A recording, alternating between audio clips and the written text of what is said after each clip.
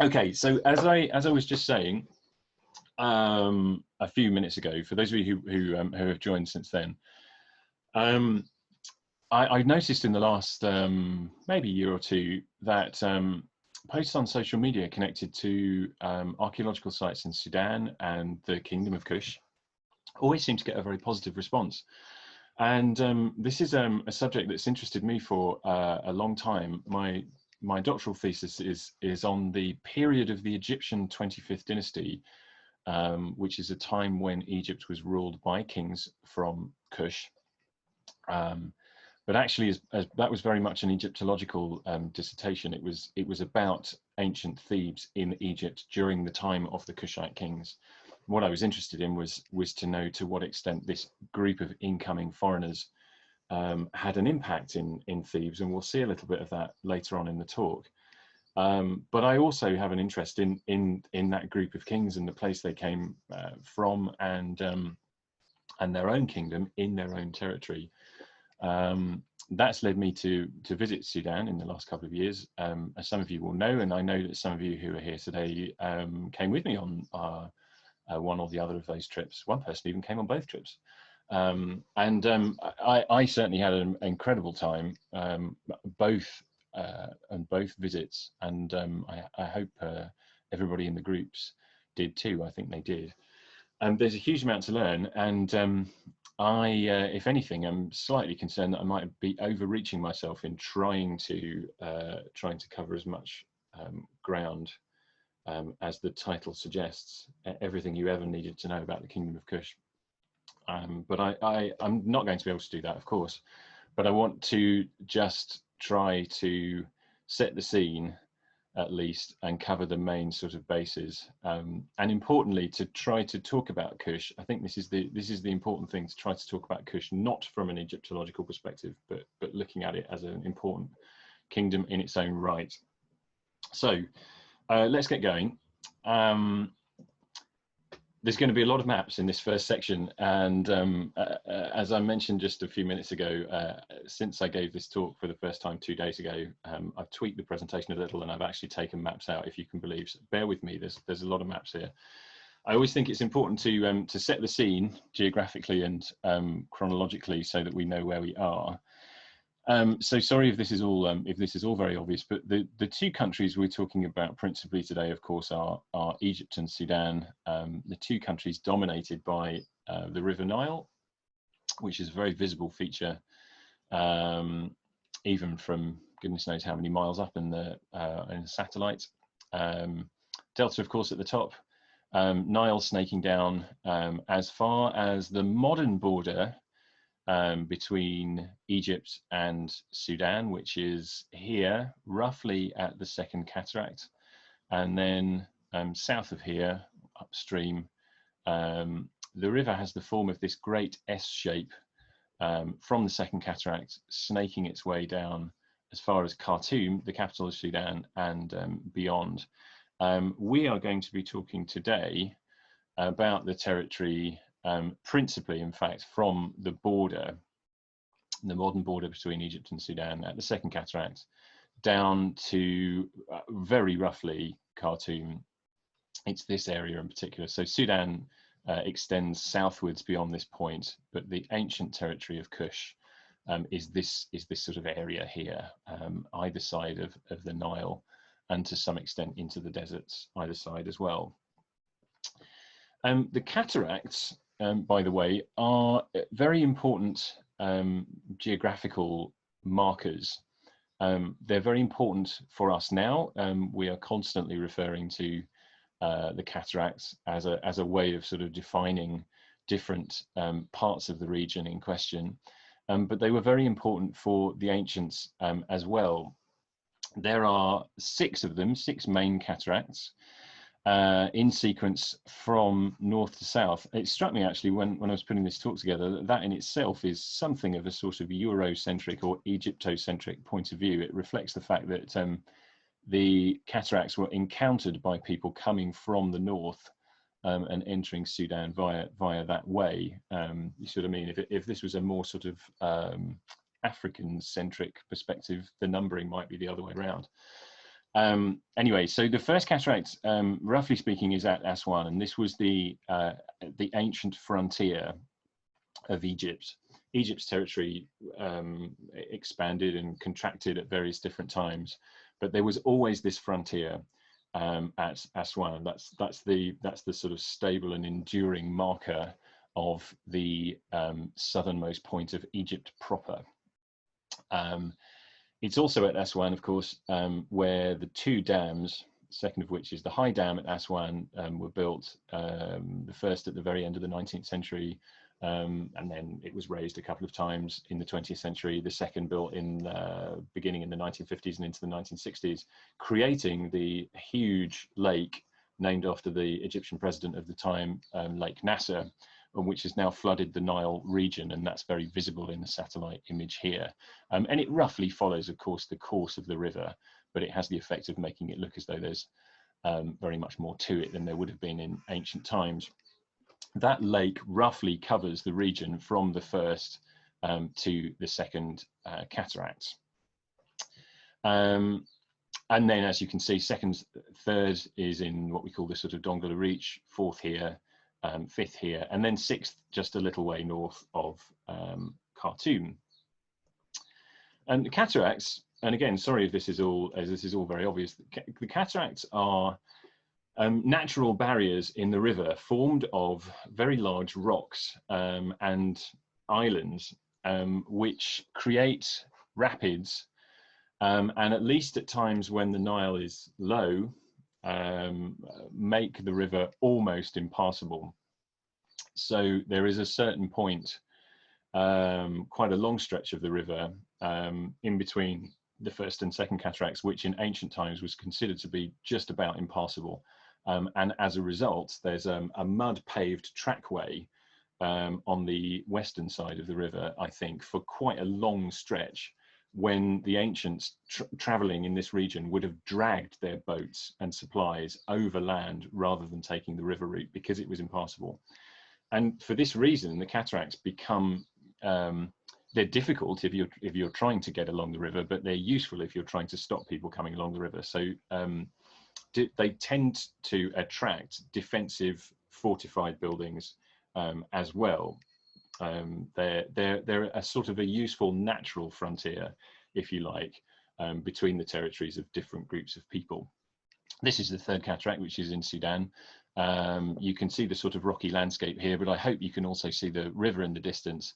And these clumps of green are growing on islands in and around the rocks that form the cataract. And you might just about be able to see some of the rapids here and then over here as well. And you get I hope if you can see it well enough, you get a strong sense of the extent to which this would have been very difficult to pass. I also thought today that it would be useful to try and just clarify what we mean by the different terms that are bandied around and used to describe the territory to the south of Egypt, because there are lots of them. And you will have heard, I'm sure, lots of these names being used to describe either territory, land, or people, or cultures, and even in some cases historic periods as well. And these include Kush, Nubia, Ethiopia, and then ancient Egyptian terms like Tarseti and Tarnehti.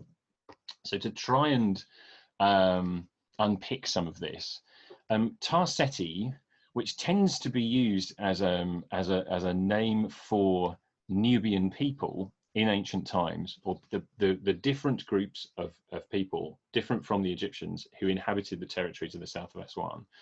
In actual fact, though, Tarseti is the name of the first nome of Upper Egypt. It is a part of Egypt, in other words. A nome, by the way, is an administrative district. It's the name we give to the divisions of Egypt, each of which was governed by what we call a nomarch, a local governor. And they are numbered in the case of, they're divided into Upper Egyptian nomes and Lower Egyptian nomes, and they're numbered in the case of the Upper Egyptian nomes from south to north. So the first of these begins at Aswan and extends north around about as far as Edfu, and the name of that nome is Tarseti.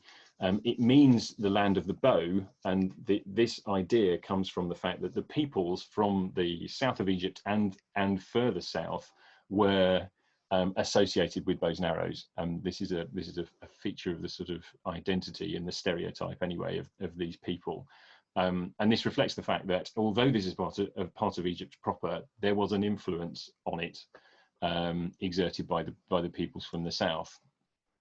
Ta-Nehesi is the region in between, further south, in between the first cataract and the second cataract. The word Ta, by the way, in ancient Egyptian means land. So Ta-Seti is the land of the bow. Ta-Nehesi is the land of the Nehesi people, the Nehesiu people. And this was a name given by the ancient Egyptians to different groups of people in this region, some of them settled, some of them permanently living in various different places between the first and second cataracts, others of them nomadic people.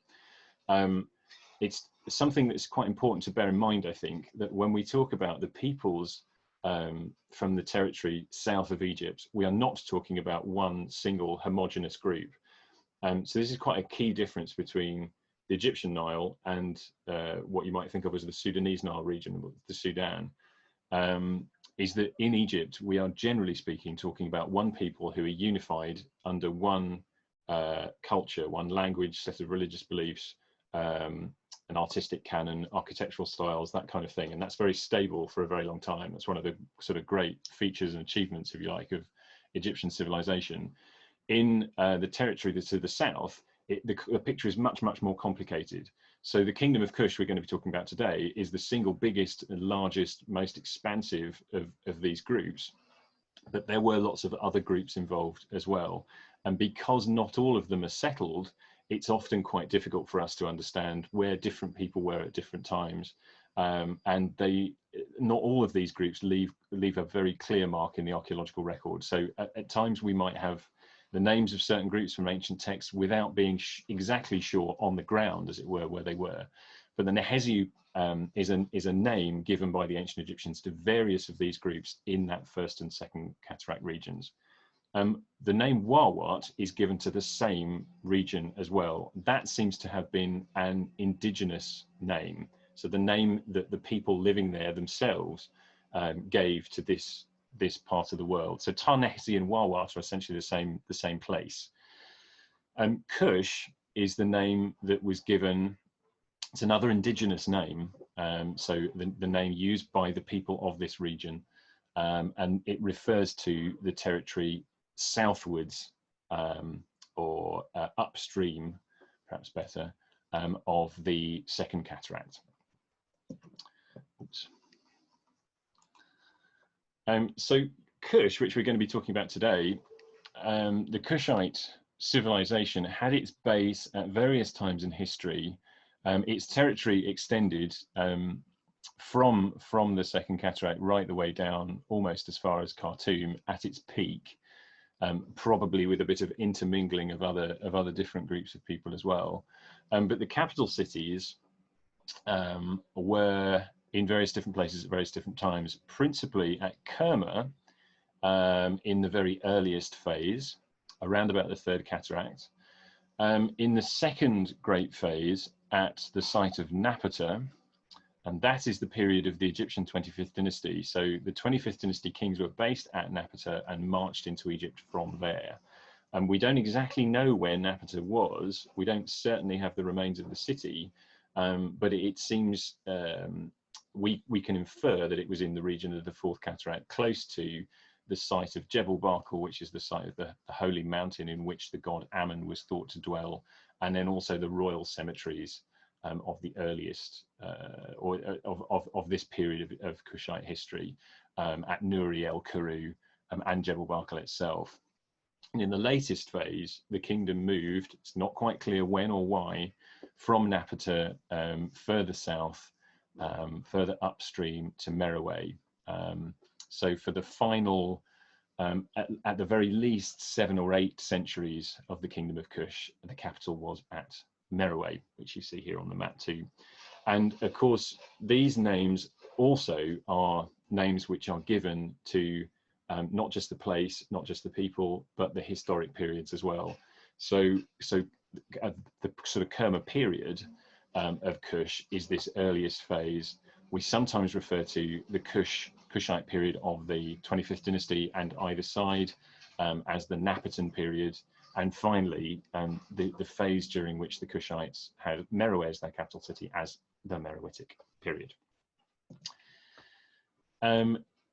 Here's where it begins to get a little bit confusing, and this is why I thought it was important to sort of mention all of this.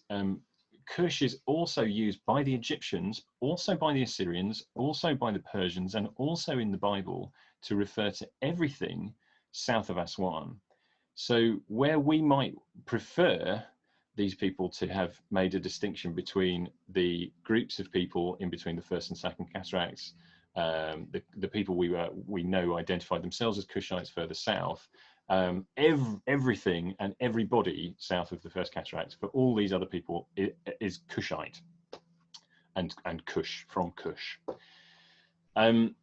Nubia, similarly, is a kind of blanket term that refers to everything south of the first cataract. We can at least make a distinction between Lower Nubia and Upper Nubia, and generally speaking, we can agree that Lower Nubia is the territory between the first and second cataracts, Upper Nubia the territory upstream of the second down as far as the sixth. Whereas Kush is, as I mentioned before, an indigenous name, the origin of the word Nubia is unclear, and it doesn't appear at all until as late as the 3rd century BC. So whereas Kush was in use from much, much earlier, and probably the word that the very people themselves used for their own territory, Nubia is a much later word, and we don't really know where it comes from. It may relate to the people of Nobadia, the Nobade people. Nobadia was a kingdom in its own right following the collapse of the Kingdom of Kush. It's the territory, again, first to second cataracts, with its capital at Faras. That may be where the word comes from, may have the same origin. It may be to do with the ancient Egyptian word nub, which means gold. The principal source of gold in this part of the world. The mines are in that, well, they're off in the deserts, accessed via the Wadi Alaki, but the Wadi Alaki runs off the river in between the first and second cataracts. That may also have informed the word, but as I'm sure you'll be very aware, Nubia has come to refer to this entire territory.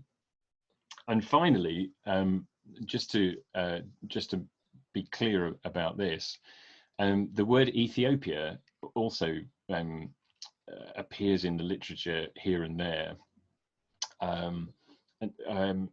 and causes confusion, of course, because the modern country of Ethiopia is some way distant from the territory of the Kushite people, and yet in ancient times the two were the same. So there's lots and lots of references to Ethiopia in classical texts. It occurs in Homer's epic poetry, for example, in the Odyssey and the Iliad. In Greek mythology, the king Memnon was a king of Ethiopia.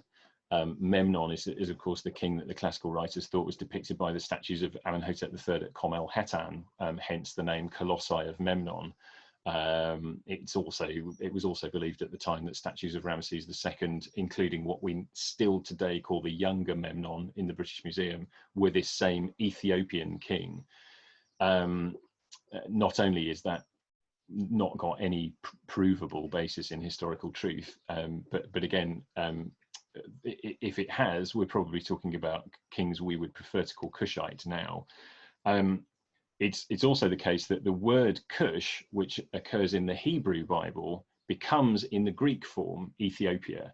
So again, and there are kings of Kush, identifiable kings of Kush, particularly Tahako of the 25th dynasty, in the Bible. They are called there Ethiopian. And again, Ethiopia in these ancient texts appears to refer to everything south of Aswan. In the mind of Herodotus, for example, it was the extent of the known world to the south. So if you're exploring the known world, the known Mediterranean world as he was, you'd go through Egypt, and then at a certain point you cross into a different place, and that place is Ethiopia. Beyond this, there was no knowledge of anything.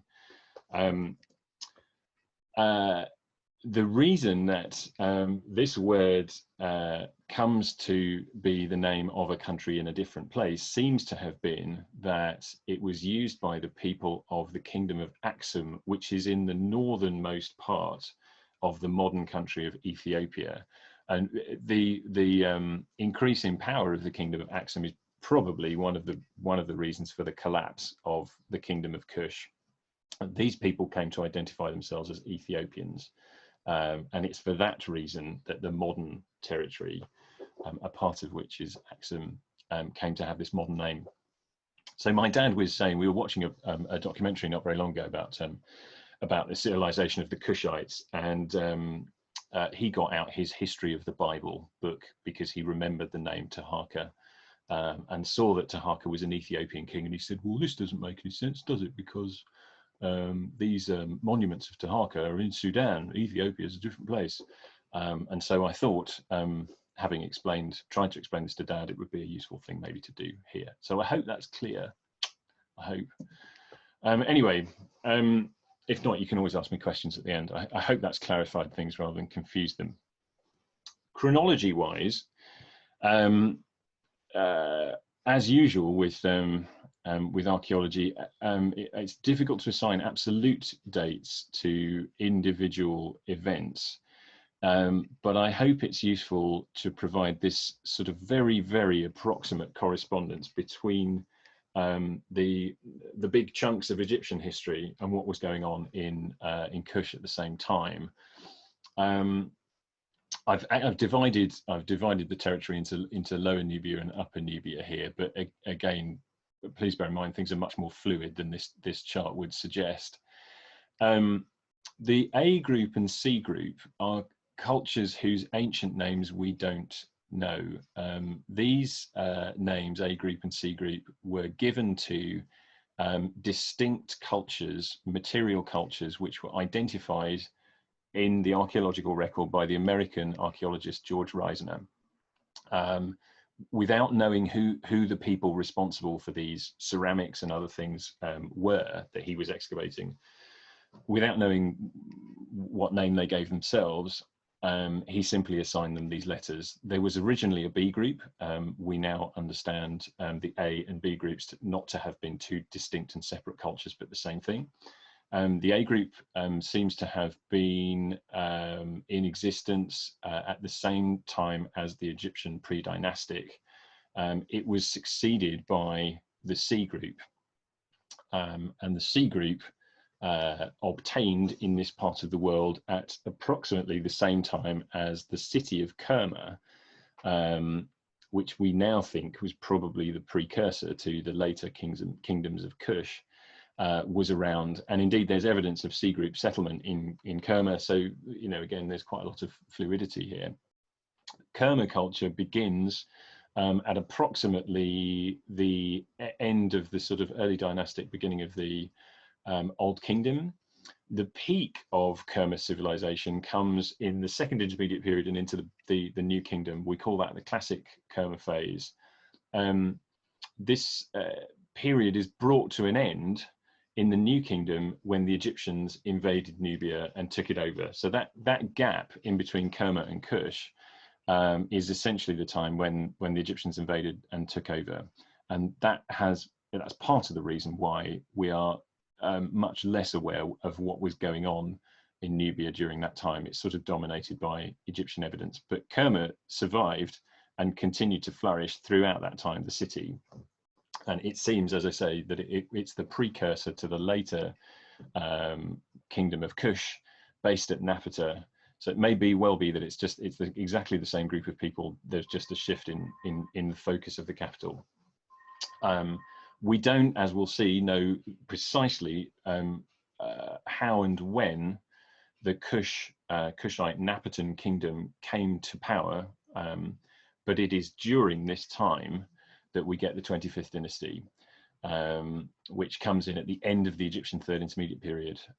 So that collapse in centralized authority in Egypt corresponds to the period when in Kush, the power of the kingdom was building, eventually to the point where the Kushites could turn the tables on Egypt and invade, as we will see.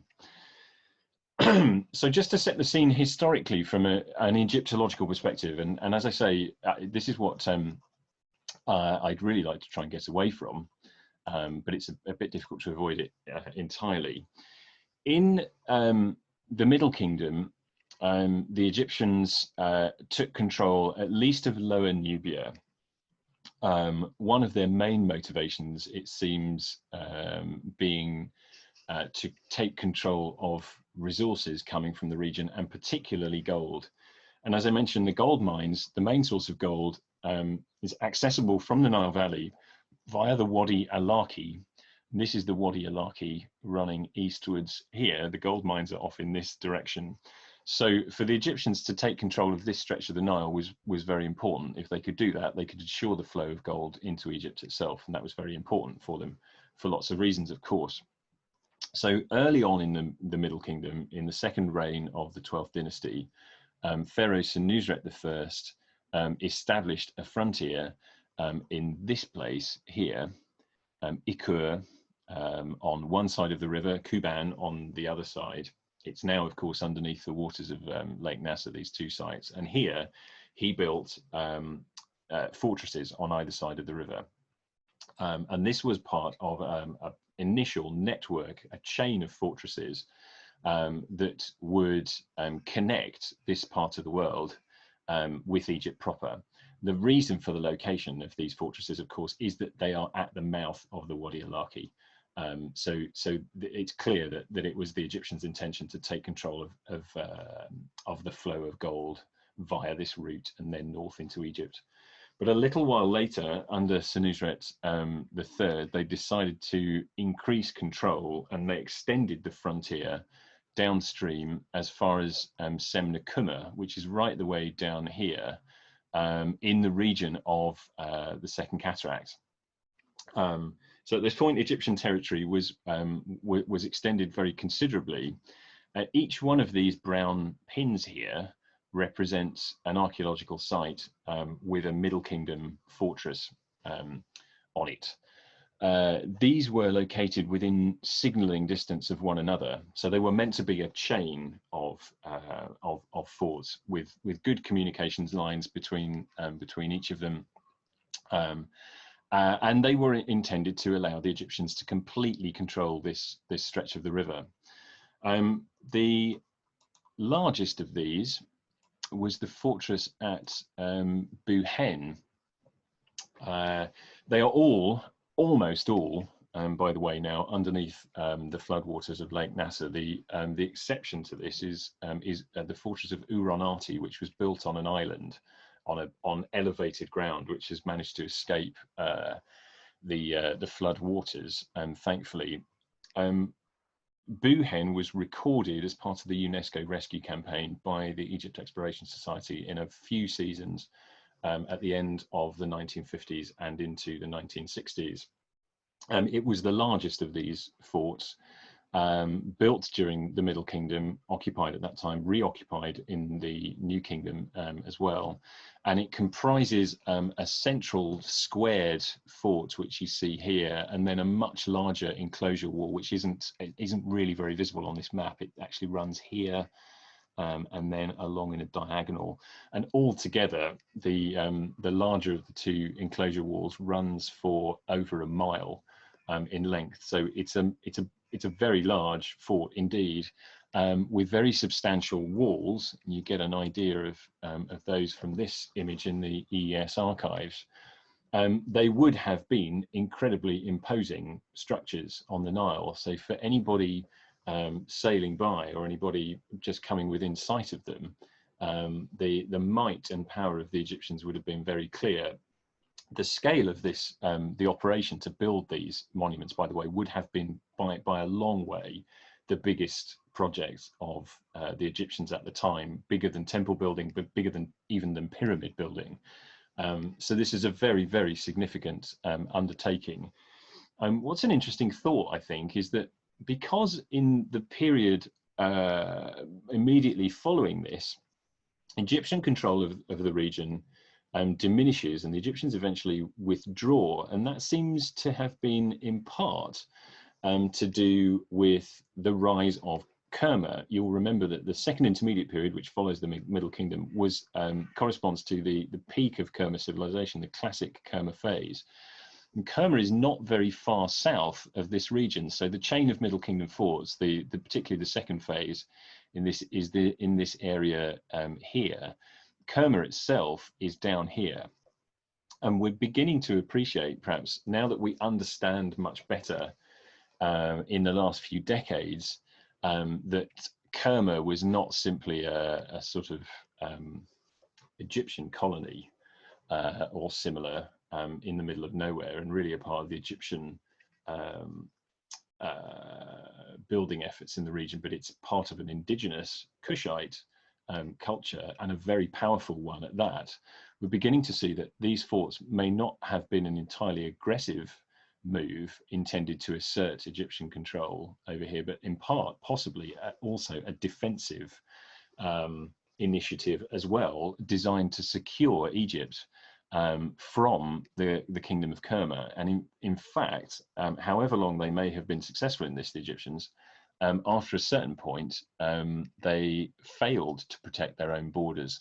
And we now know, as of just short of 20 years ago, thanks to the discovery of a historical inscription as far north as El Kab, just to the south of Luxor, that the Kushites at this period were able to enter Egypt and raid towns and cities, cemeteries, as far north as this.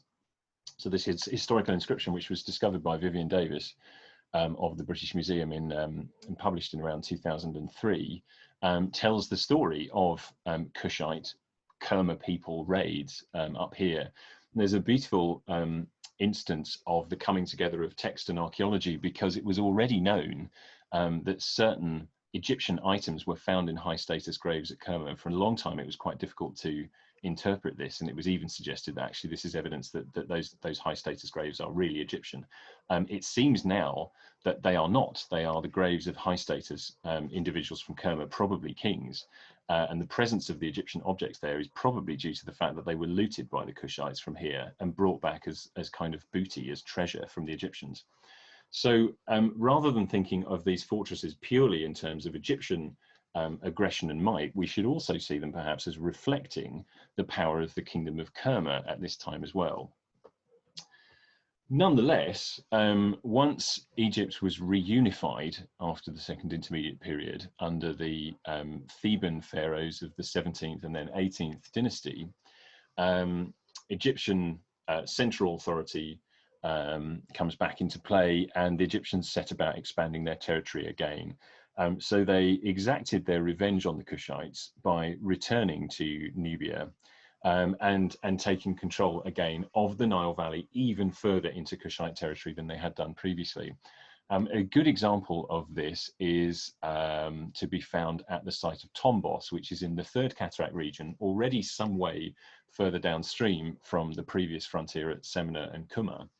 And here we find a number of rock-cut inscriptions, including a very fine one of Amenhotep II, Ar-Kepakare, which we see on the right-hand side, but perhaps more pertinently, this stela on the left-hand side, which is called the Tombos Steeler. It's a stela and an inscription of the time of Thutmose I, the third king of the 18th dynasty, so relatively early on in the 18th dynasty, early on in the New Kingdom, the point at which the Egyptians are beginning to re-establish control of very large territories either side of Egypt proper. The inscription includes this passage, which I like. It's a bit gruesome. Look away now and turn the sound off if you don't like such things. After he tied the moving campaign to the landing posts, the superiors and their villages belong to him in veneration. This is to the king. And the skin-garbed are either dancing for his majesty or are in respect for his uraeus. After he overthrew the chief of the Nubians, the despoiled Nubian belongs to his grip. As the Nubians have fallen to terror and are laid aside throughout their lands, their stench, it floods their wadis. Their blood is like a rainstorm. The carrion-eating birds over it are numerous. those birds were picking and carrying the flesh to another desert place. So in case anybody was in any doubt, Thutmose I and the Egyptians are back, and should any Nubians think about rebelling against Egyptian rule, they could be sure, if we take this inscription at face value, of a pretty gruesome response. So the Tombos inscription is set up here. Again, just a reminder, this is the previous Middle Kingdom frontier to the north up here at Semnakuma. So the Tombos inscriptions are down here, very close to Kerma, significantly, in the Third Cataract region. So, you know, probably the Egyptians took the opportunity of all these great granite boulders that are lying around in the Tombos area to make a grand statement, very close to Kerma, of their intentions. The Egyptians sacked Kerma at this point, incidentally, and began to take it over and to make it a kind of colonial outpost, and they began to build their own monuments in their own very distinctive style, as we shall see. It wasn't the end of Kerma, but Kerma was very much taken over by the Egyptians at this point. And they got quite a long way further upstream of this point. We think the furthest they got was this site here, Kirgis, where there are a number of further inscriptions. It's not entirely clear to what extent the Egyptians were really in control of this entire stretch, but they were certainly able to get this far and leave a significant mark. And we think that they probably were in control of the Nile Valley, at least as far as Kirgis, for most of the next few centuries. And I mentioned that Jebel Barkal, the holy mountain in which the god Ammon was thought to dwell, is in this region where you see this cluster of sites here. And during the 19th dynasty, at least, the Egyptians were able to build here. Once they'd established this part of the world as being within their control, they appointed a governor who takes the title, most often translated as Viceroy of Nubia or Viceroy of Kush, but which, to translate the title more literally, means something like son of the king of Kush, or king's son of Kush, meaning, in other words, the Egyptian king's deputy in the region. And we see this title rather beautifully incorporated into the decoration in the ceiling of one of these viceroys, one of these king's sons of Kush, a man called Hui, who had the position in the time of Tutankhamun, and his tomb is a very beautiful one in the Theban area in Kernat Meroe, close to Deir al-Medina. And that title is broken into two to fit this decorative pattern. So you see the goose here is the Sar, the sedge plant is Nesu, Sar Nesu, N meaning of, and then a K and a hooked S. So that's Kesh, Kush, Sar Nesu and Kush, and finally the determinative hieroglyph of a mountainous region, showing that this is a foreign land.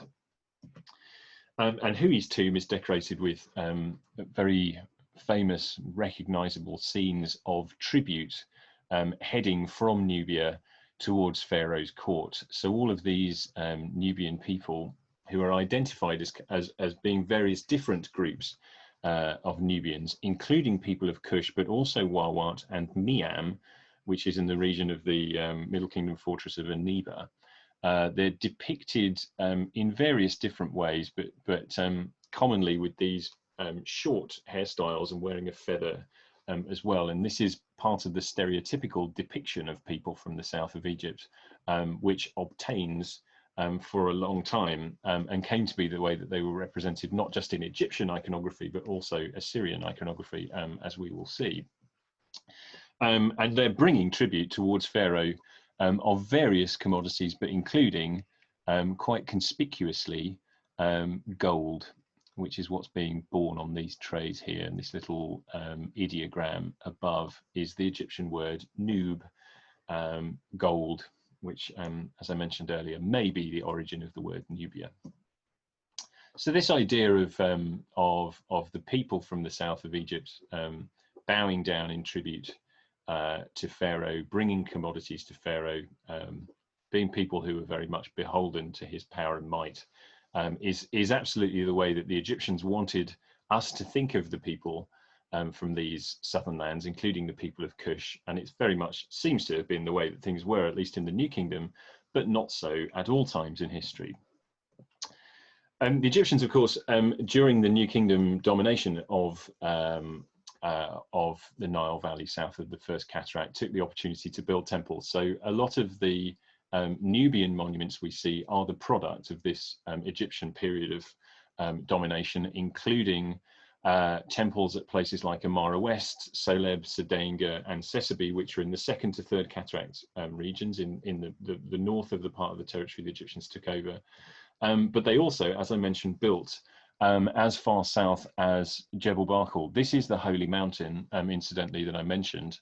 It's a very, very striking natural feature in the landscape. And the Egyptians and subsequently the Kushites also believed this rocky outcrop here to resemble either a uraeus serpent or the white crown, or the double crown, perhaps, of Upper and Lower Egypt. In any case, they took this to be a sort of manifestation of godliness and kingship. And in reliefs, you will see the mountain depicted with a uraeus emerging from it, and this is that uraeus. And it's in here that the god Ammon was thought to dwell, and temples were built just around the corner here.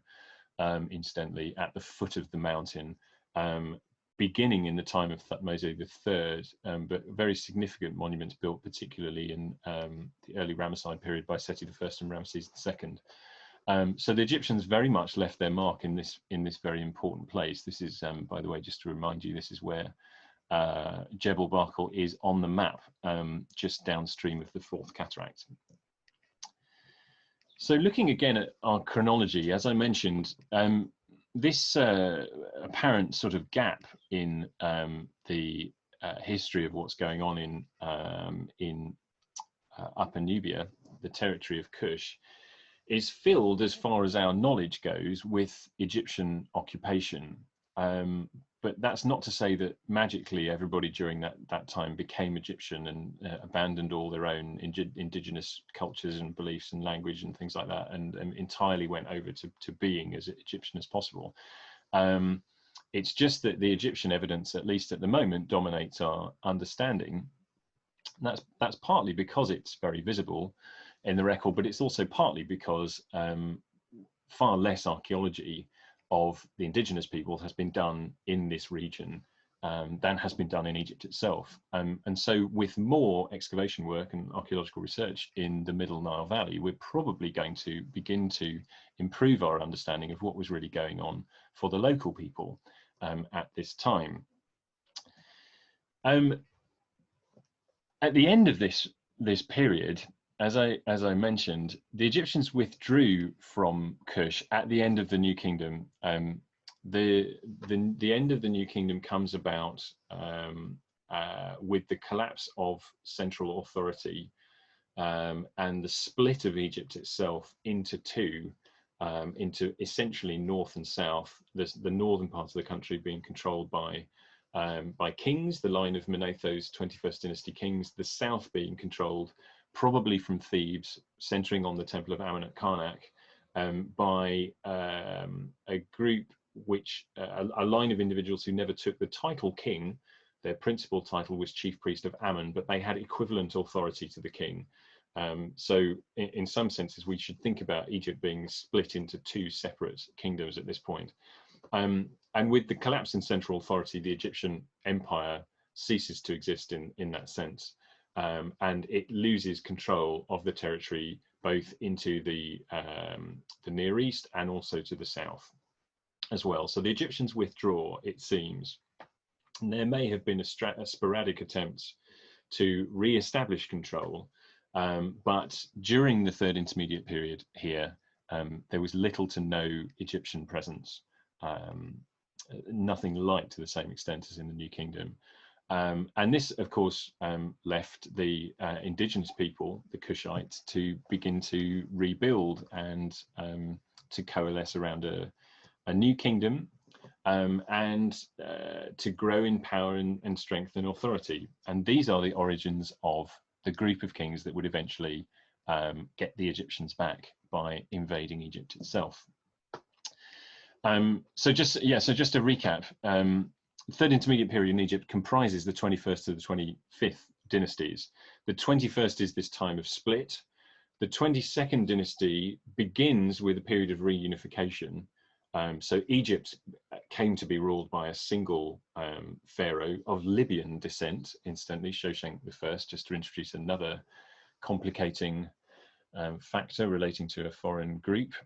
But that situation doesn't last very long either. So by the time of the fourth reign of the 22nd dynasty, the reign of Uzorkon II, the country has split again. And after that, it becomes very complicated.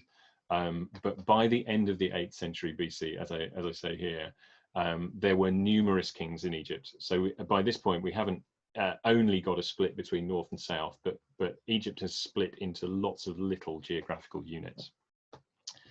And this is the setting for the arrival of Kushite kings, who became recognized as the 25th dynasty of Egyptian kings by the historian Manetho.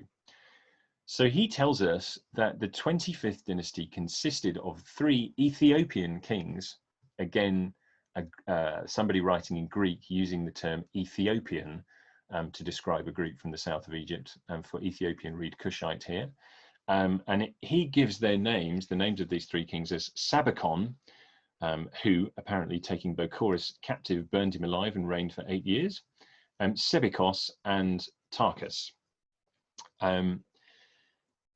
You'll probably know, by the way, that of course Manetho was making use of Egyptian temple archives, writing in Greek, and his rendering of the names of kings in their Greek forms often makes it not too difficult for us to equate the Greek forms of the names with the Egyptian, but it sometimes makes it very difficult for us to see exactly which kings he means.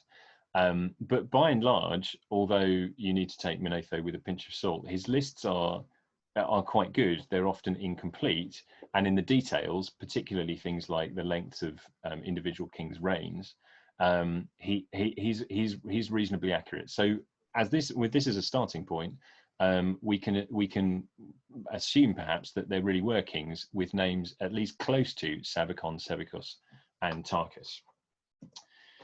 For a long time, we really had only that to go on, but things changed in the late 19th dynasty with the discovery by an Egyptian soldier at Jebel Barkal in the temple of Ammon there of this, the victory or triumphal steeler of P. Jebel Barkal, of course, is in modern-day Sudan. This part of the world was controlled by Egypt at that point. It was part of Egyptian territory. This discovery was made known to Auguste Mariette, who was in charge of the Antiquities Service at this time. He realized quite quickly that this was potentially something of significance. This steeler was discovered along with a series of others, incidentally.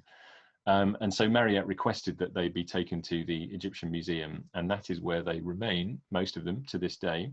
And this one is on display in the late period galleries at the Egyptian Museum. It has the number 48862, and it's the single most important document for our understanding of 25th dynasty Egypt. It's written, it's dated to year 21 of a pharaoh whose name we read either as P or Pianki.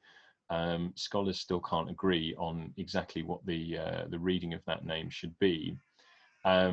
But it's fairly clear that Pianki is a part of the line of kings who, coming from Kush, took over Egypt. He's part of the 25th dynasty line. This is what the Steeler says, or at least in parts what it says. Pianki himself says, "Hear what I did, exceeding the ancestors, I, the king, image of God, living likeness of Atum, the creator god, who left the womb marked as a ruler, feared by those greater than he. His father knew, his mother perceived, he would be ruler from the egg. the good god, beloved of gods, the son of Ra, who acts with his arms, P, beloved of Ammon.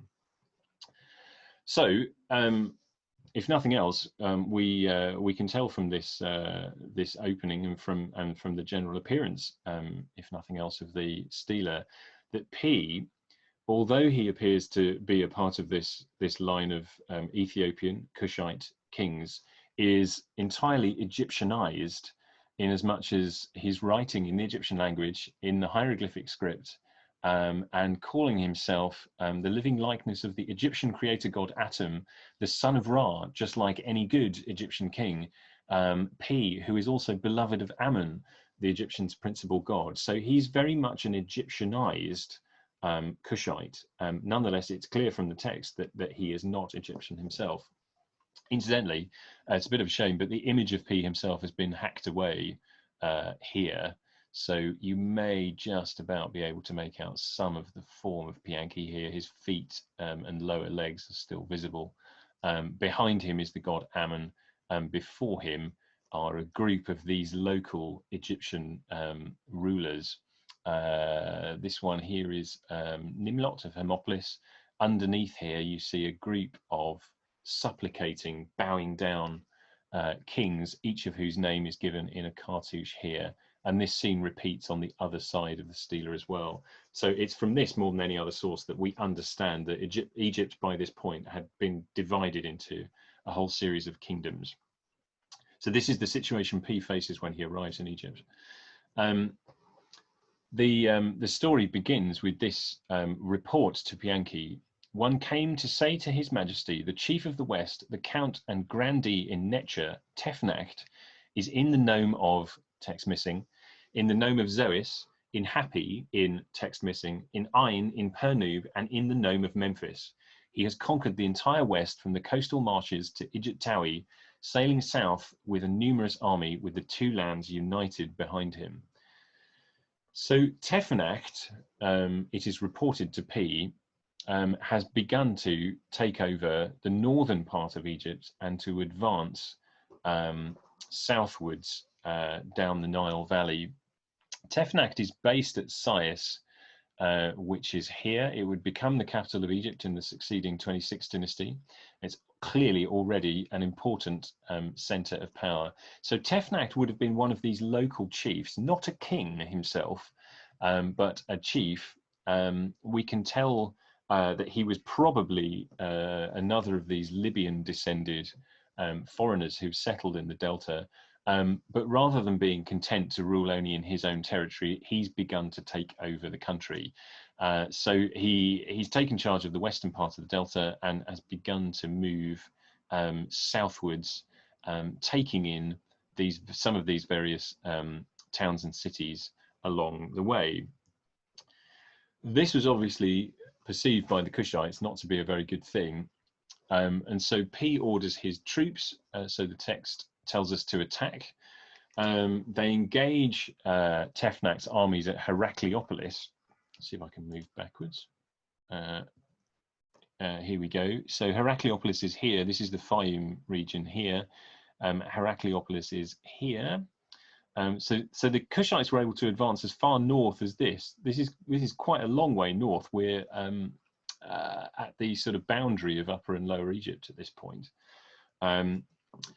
Battle takes place at Heracleopolis, and then at a certain point, Pianki is frustrated with the way things are going, and so decides to go to Egypt himself and besieges Hermopolis, which is a little way to the south in Middle Egypt, close to Tel el-Amarna, in the Minya governorate, and he rages against his troops at a certain point, saying, His Majesty burst out to revile his troops, raging at them like a panther. He said, Are you continuing to fight while delaying my orders? It is the year for making an end, for putting fear of me in Lower Egypt and inflicting on them a great and severe beating. So he makes it very clear that now is the time for him and his armies to march all the way as far north as the Delta and take charge. And what happens, we are told by the narrative, is that Heracleopolis is defeated. It reaffirms its loyalty to Pianki. Other towns surrender. Pianki eventually takes Memphis. He enters then the Delta. There's a series of negotiations, and eventually Tefnak, in the face of overwhelming evidence that he's going to take a very severe beating, announces that he's submitting. So having neutralized the threat of Tefnak, returned the various towns and cities that Tefnak had been taking over to Kushite control, Pianki then returned home. So it seems that he took over, but then almost immediately left. And as I mentioned, the Steeler text is dated to year 21. It's obviously written after the end of the campaign. We think the action took place probably around his year 20. And in the following years, he set about building extensively, particularly at Jebel Barkal. So the most substantial temple that you can see today at Jebel Barkal is, although it's in a fairly ruinous condition, is largely the work of Pianki. He extended quite dramatically the temple of Ammon here, and you can see our group entering the temple here. This is the remains of the first pylon, and an avenue of ram-headed sphinxes leading up to it, and the temple is beyond. You get a slightly better sense of it from on top of the Jebel itself. So this is the great temple of Ammon. There are a number of temples in this area, but this is the principal one here. And this map gives you an idea of the sections which were already in existence. The black sections on the map were built by the New Kingdom pharaohs of the 19th dynasty, particularly Ramesses II. The areas above on the plan are extensions built by Pianki, and it's in this court. I'm sorry, I turned the map upside down so that it matches the orientation of the image here, but it's this court 501 here in which the Pianki Steeler was found. It was set up here by Pianki, so it's at this place that the Egyptian soldier found this incredibly important historical document. So we, as a result of this, add P onto the list of 25th dynasty kings at the beginning. We equate Manetho's Sabakon with the pharaoh whose name in Egyptian, or a sort of Kushite form of the Egyptian, as Chabarco. Sebikos we think is Shabitko. Tarachus we think was Tahako, and we can also, as we'll see, add another pharaoh onto the list at the end, pharaoh with the name Tanut Amun or Tanzamani. So these are the kings we tend to think of as the 25th dynasty kings. Manetho's list is just slightly faulty in this way, in that he didn't include the first and last of the group, and that may well be because the temple records that he was making use of didn't reflect the presence of Pianki and Tanut Ammon in those particular places. We think that Manetho was probably using temple records in Memphis, so if Pianki and Tanut Ammon weren't recognized there wouldn't be the knowledge for him to draw on. There seems to have been a second Kushite invasion. In fact, it seems what happened was that Pianki, having withdrawn, the previous situation in which the local kings and chieftains got on with life in whatever way they saw fit, gradually returned. So there was a subsequent need for a Kushite king again to march into Egypt to settle them down. You'll remember that Manetho told us that Sabakon, he says, took Bacchus captive and burned him alive. And Bacchus is the only king who appears in Manetho's list for the 24th dynasty. He was a king, so Manetho says, of Sais, who reigned for 6 years. So our understanding is that Bacchus was probably the successor of Pianki's opponent Tefnak at Sais, who became, although as I mentioned, Tefnak didn't call himself king, it seems Bacchus decided that he was going to call himself king, and was recognized, it seems, at Memphis. It's probably this that prompted the Kushites into returning. We don't have a lot of archaeological evidence for Bacchus or Barken Ranef, to give him his Egyptian name, but this is probably the best single source of information. It's called the Bacchus vase. It actually turned up in a tomb in Etruria in Italy, and is now on display in Italy. His cartouches are here, and you can see Bocorus depicted here, and beneath him a series of captives which look very much as though they are Kushite. So we can't read very much into this, but it seems as though the idea of conflict between the 24th Dynasty Barken-Ranef and the Kushites was a feature. And according to what he wants to tell us in this vase, he was very much on top.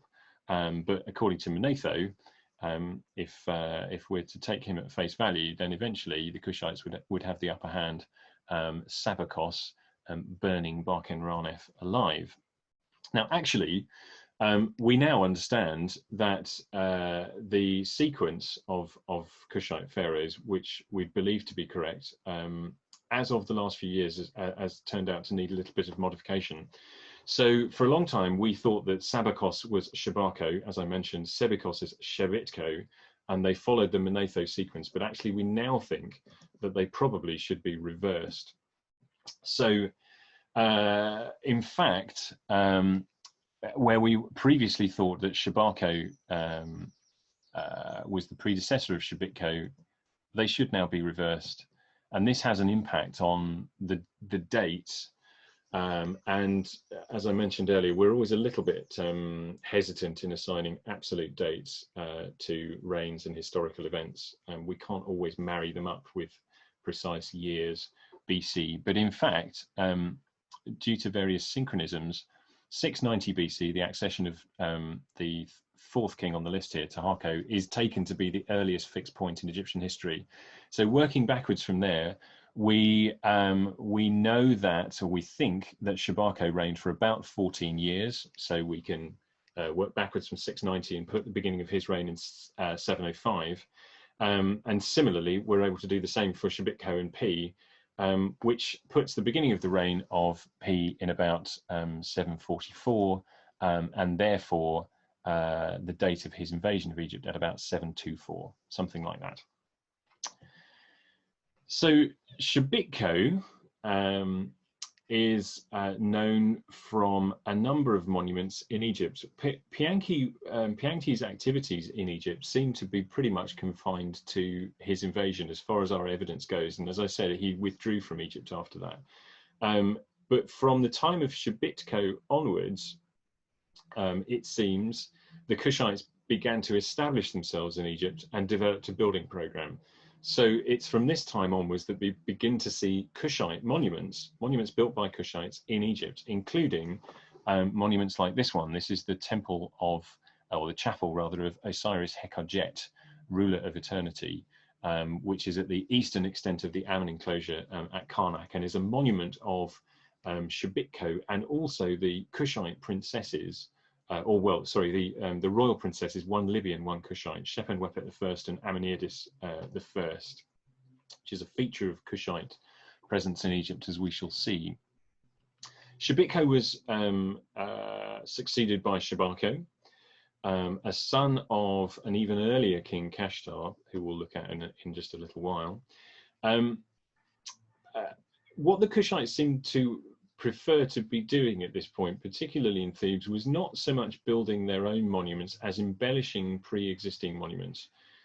So they tended to build things like entrance colonnades, and then to embellish with new inscriptions things like entrance pylons. So this is the first pylon at the Temple of Luxor. When you're next there, you need to know where to look, but as you're going through the pylon, if you look up to your left, you'll find the thickness of the pylon is inscribed with some quite fine reliefs of Chabarco, which you can see here.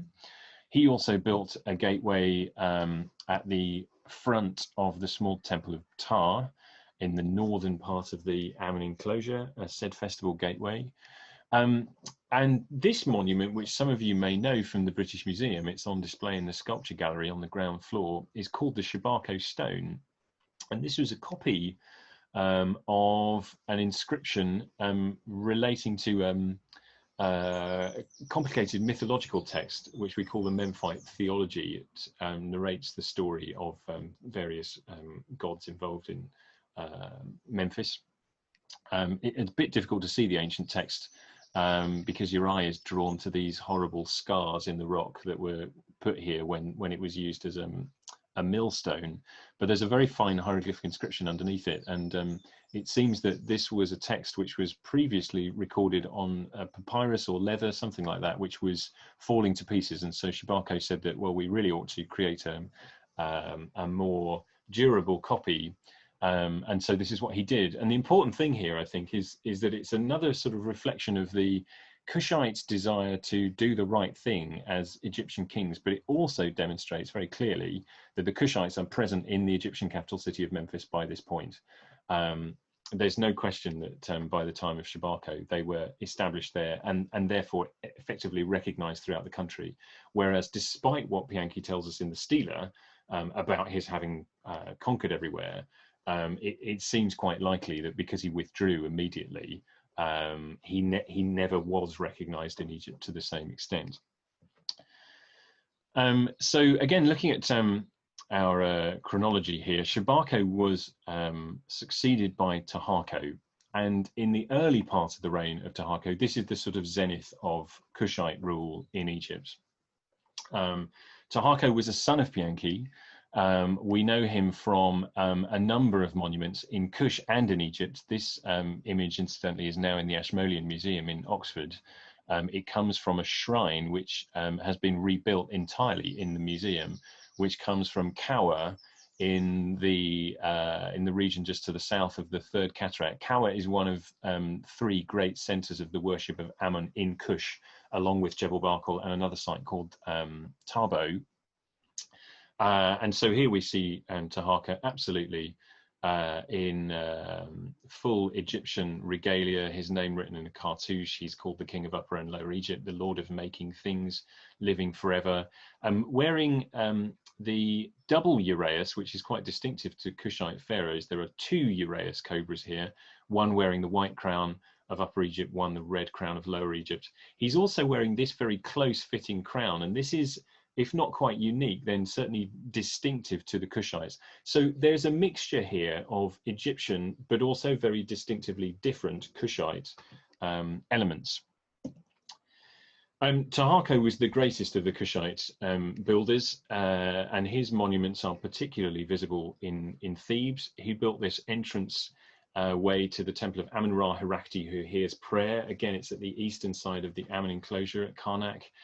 He rebuilt pretty much from scratch the temple of Khonsu the Child in the Mut enclosure. It doesn't look like much here, but this was probably the single biggest monument constructed entirely by the Kushites on the foundations of a prior monument. And then probably the one that's the most visible now, which is called the Kiosk of Tahako, and that's this colonnade of 10 very splendid columns in the first court at Karnak, just in front of the second pylon. Only one of them is standing to its full height, but if you imagine all 10 standing to the same height with these inscribed screen walls in between them, it would have been a very impressive monument. And the temples, particularly in Thebes, particularly Karnak and Luxor, where embellishments of this kind were quite common during this time, the temples would have looked as impressive as they had done for a long time at this point, thanks to these modifications made by the Kushites. So Kushite Thebes in particular would have looked very impressive.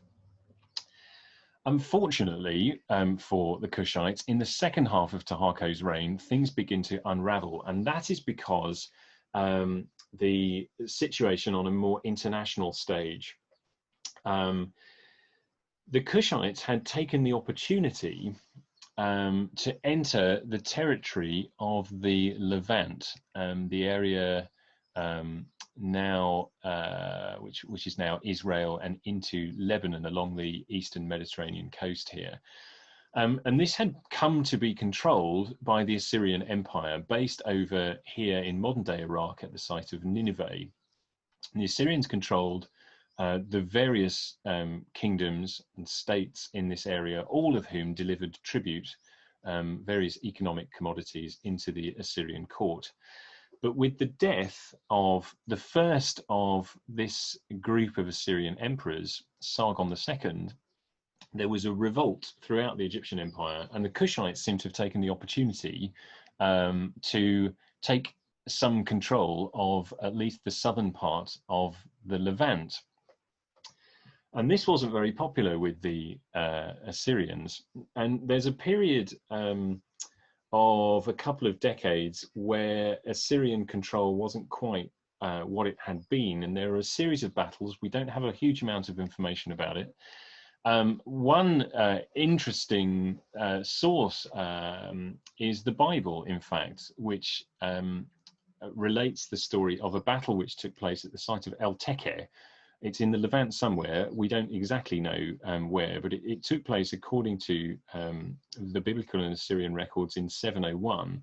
And at this time, the king of Judah, and this is where it's relevant to the biblical narrative, of course, requests help from the Ethiopian Kushite king Tahako to stave off the Assyrians. And this apparently leads to the defeat of the Assyrians by the Kushite army.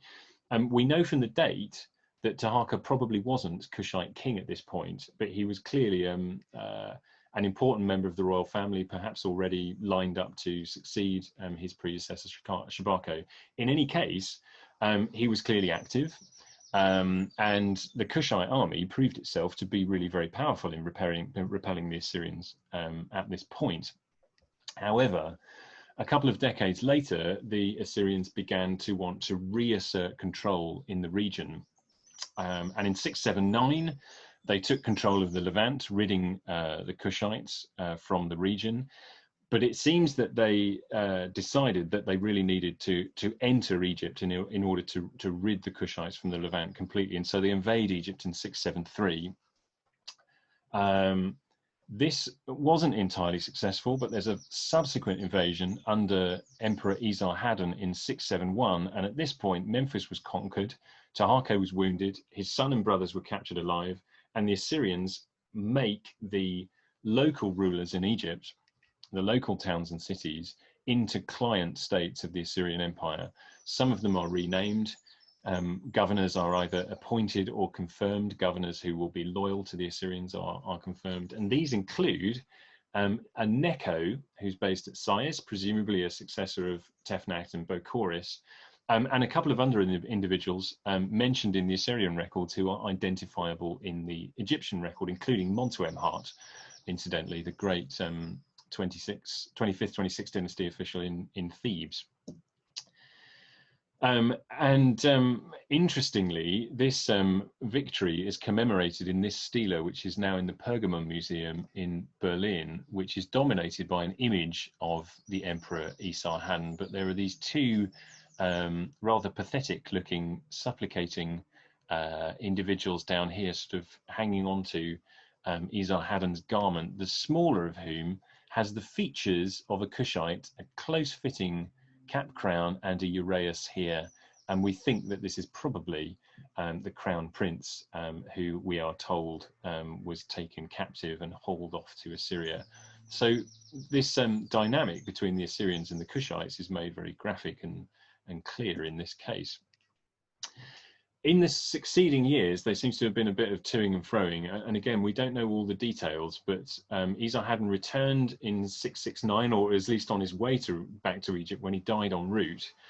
Tahako seems to have reclaimed the delta. Esarhaddon's successor, Ashurbanipal, who a name which will be very familiar to many of you, I'm sure, then invaded again.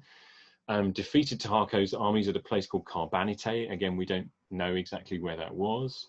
Tahako escaped, but the sacking of Memphis is clearly a significant moment in all this. And again, this is captured in a relief from the North Palace at Nineveh, which was on display. It's now in the British Museum. It was on display in the Ashurbanipal exhibition a couple of years ago.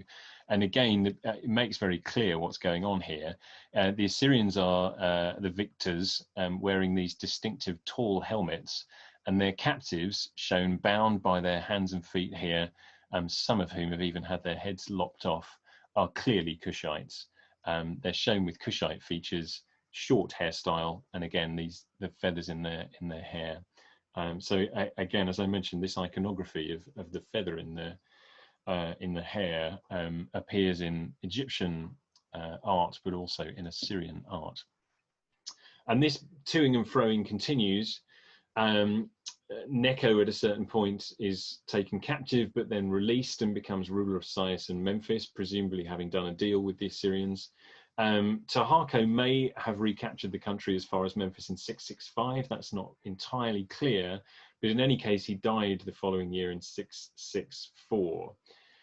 He was succeeded by Tanud Ammon or Tanzamani, a son of Chabarco, who set up another steeler, which was part of the group discovered along with the victory steeler of Pianki at Jebel Barkor.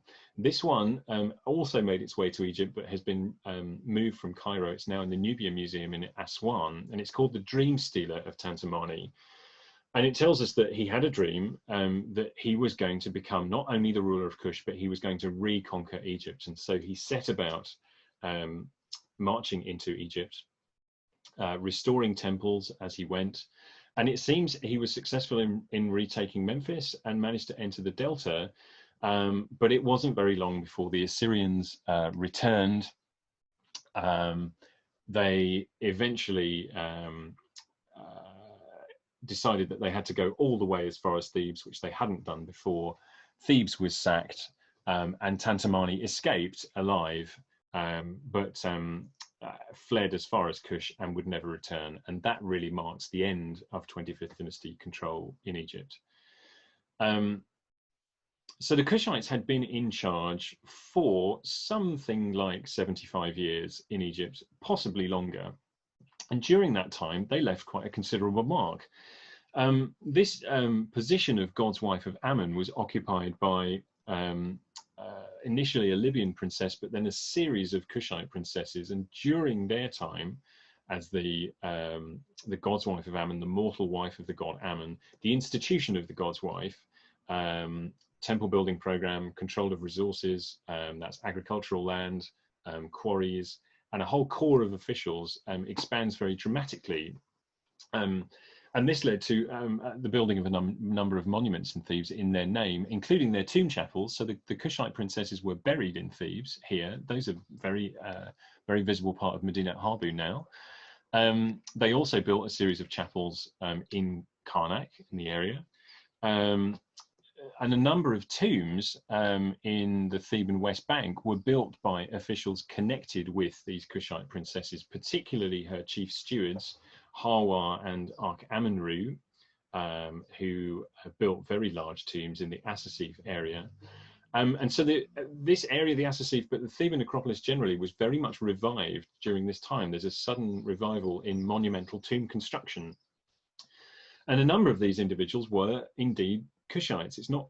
It seems likely that Hawa and Ark-Amenru were Egyptians in the service of Kushite princesses, but there were a number of Kushites around as well. We can tell they were Kushite usually because their names are clearly not Egyptian.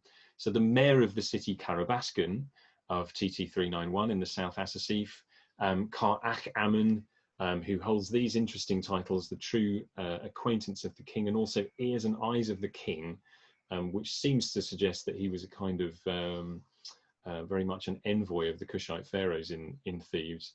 He was buried in tomb TT 223. This has been another focus of the South Asasif Conservation Project. And then there were individuals like this one, Iri Ketakana, who is, just from his appearance in this statue, very clearly a Kushite individual, very fleshy features, very solidly built chap.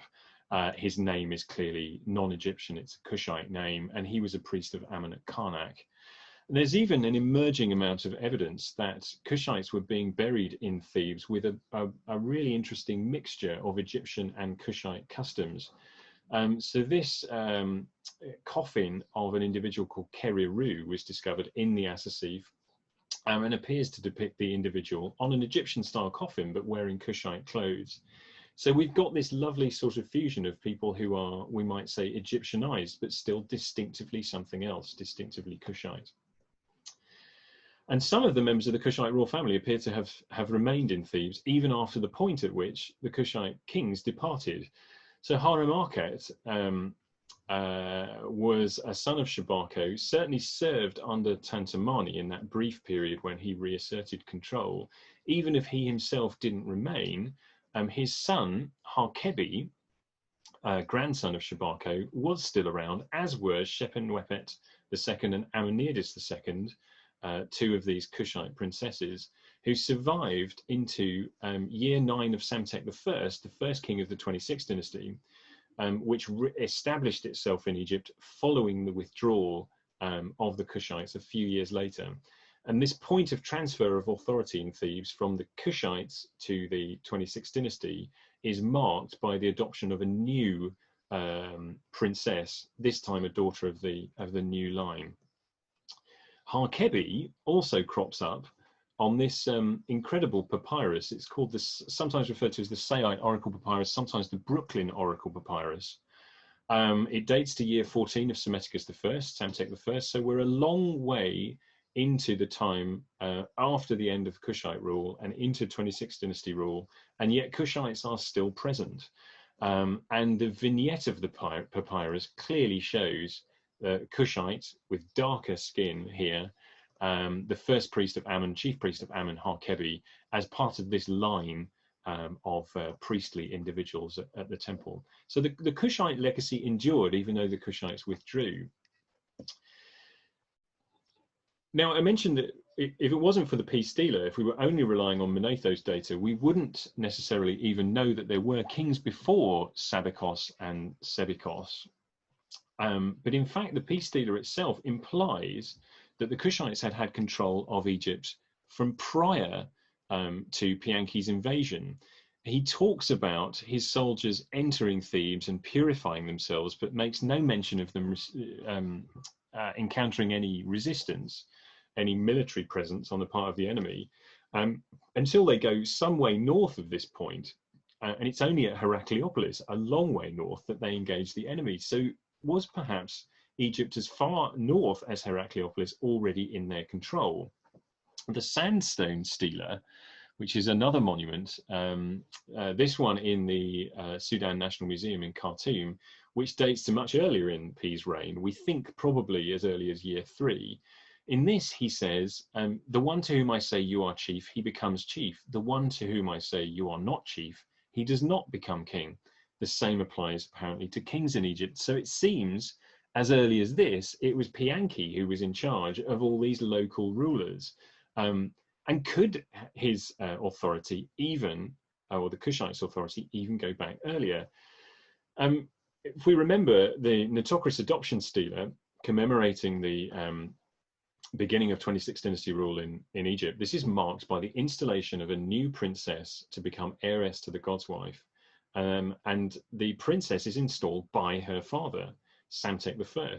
So is it possible that Ammonides I, the first of the Kushite princesses, was installed not by her brother P, but by her father, P's predecessor Kashtar, whose name, incidentally, means simply the Kushite?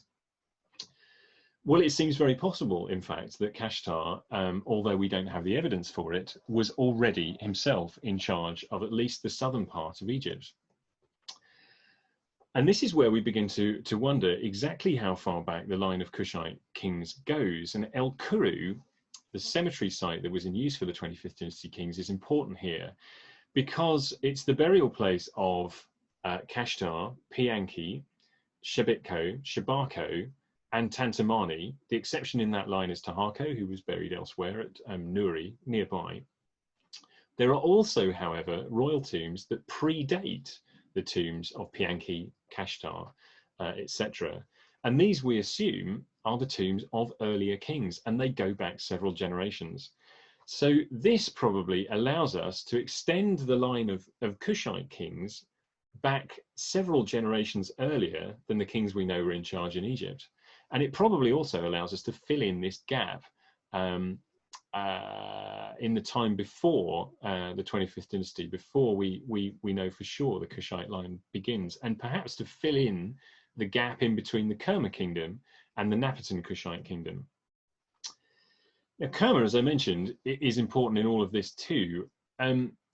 It was initially excavated by George Reisner. The centerpiece of the city is this building we know from the local word Defufa, which just means monumental mud brick building. This is the western Defufa, very substantial structure, which looked similar to a kind of Egyptian monument with a kind of pylon structure at the front. That's what we're looking at here. But it's clearly not Egyptian. Originally, Reisner, finding Egyptian objects at the site, believed this essentially to be a colonial outpost. And his thinking on this was influenced by the fact that at the time, in the early 20th century, we knew nothing really of powerful indigenous Sudanese Kushite kingdoms. So Reisner's assumption was that there was no such group of people in Sudan that would have been capable of building on this scale.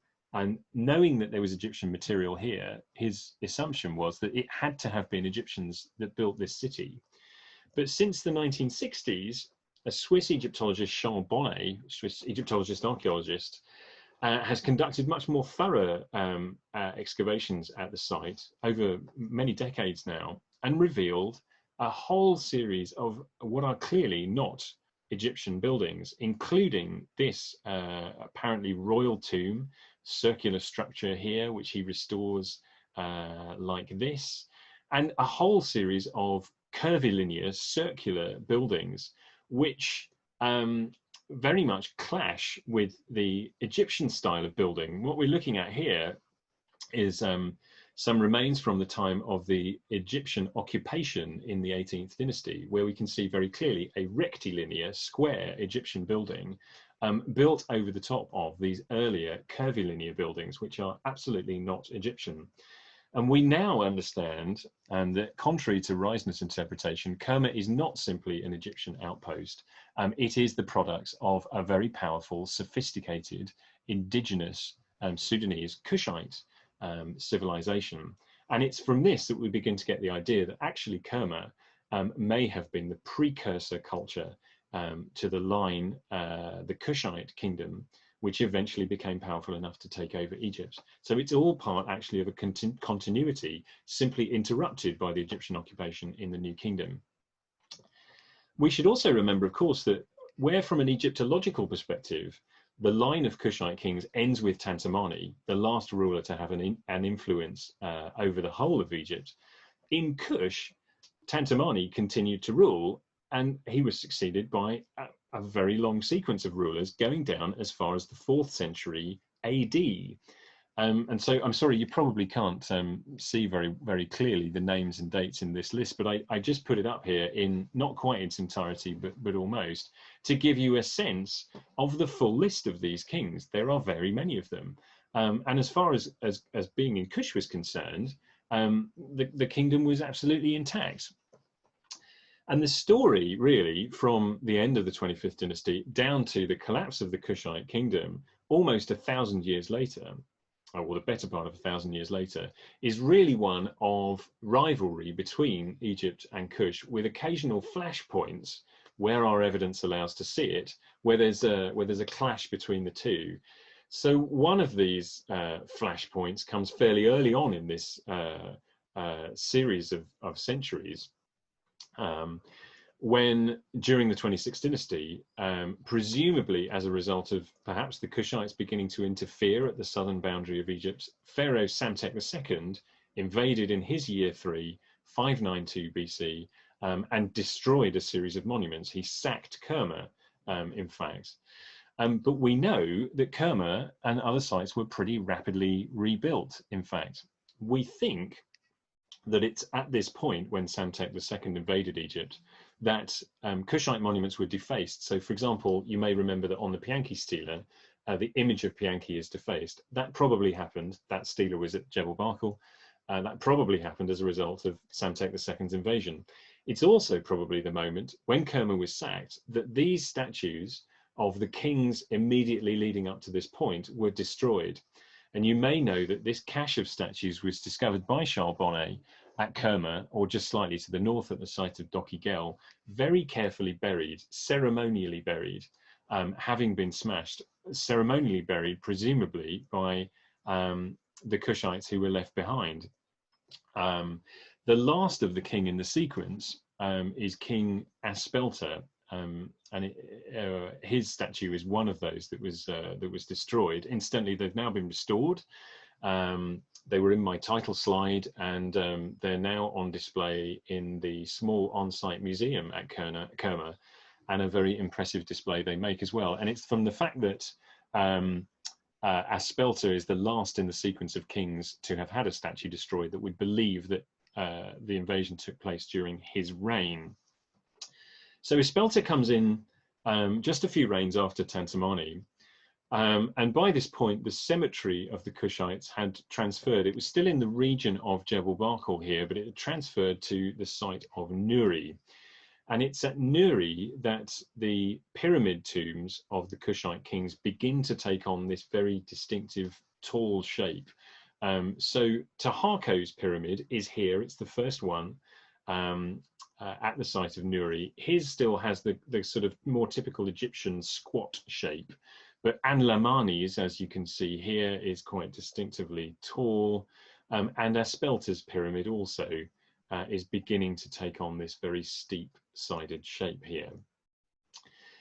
Nuri is succeeded as the royal cemetery by Jebel Barkal initially, and then subsequently by Meroe. And again, you can see these pyramids taking on that very distinctive tall design, with at Meroe the pyramids fronted by little tomb chapels with a kind of miniature pylon in front of them, with images of the king and the gods in relief decoration inside. The burial itself, incidentally, underneath the pyramid, but access from a covered entranceway some few yards in front of the pyramid entrance itself.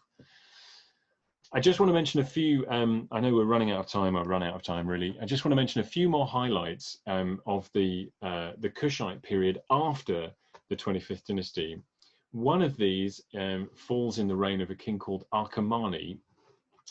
Of all those kings in the long line, incidentally, we have names, but we're very, very hazy on dates, and we have not very much knowledge of what may have happened in the reigns of these kings, with a few exceptions. Aksum is one of these, and he was the first, it seems, to be buried at Meroe. And Meroe is the site where we see most famously these steep-sided Sudanese Kushite pyramids. His is one of these.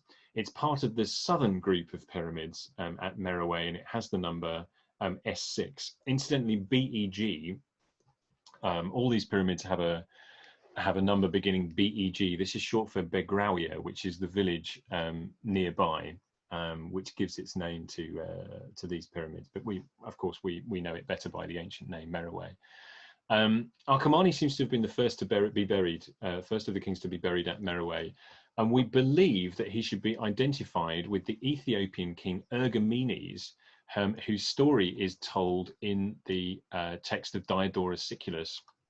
He tells us that during the reign of Ptolemy II, the king of the Ethiopians, Ergomenes, who had a Greek education and had studied philosophy, was the first to have the courage to disdain the command. And this is the command of the priests, who we believe up until this point were responsible for appointing Kushite kings. For assuming a spirit which became the position of a king, he entered with his soldiers into the unapproachable place where stood, as it turned out, the golden shrine of the Ethiopians. He put the priests to the sword, and after abolishing this custom, ordered affairs after his own will. So he seems to have been the first of the Kushite kings to break this, the reign of the priests who were responsible for controlling the appointment of kings. And he may also have been the person under whose reign the capital shifted from Napata to Meroe, marked by his burial at the first of the Kushite kings in Meroe.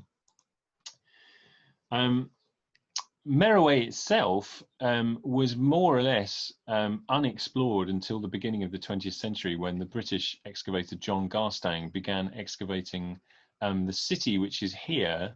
The main two groups of pyramids are some way away over here. This is the northern group here, and the southern group over here. You have to cross a fairly substantial stretch of desert and quite a busy modern main road here to get to Meroe city. But it is a very substantial site. At its center is the great temple of Ammon, which, although it's in a fairly ruinous state now, at least in its ground plan gives you the idea of a very substantial monument.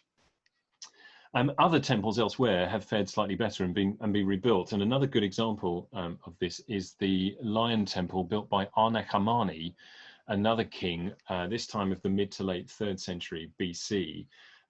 This is an important monument, and his is an important reign because it's the first to depict indigenous Kushite gods alongside Egyptian gods.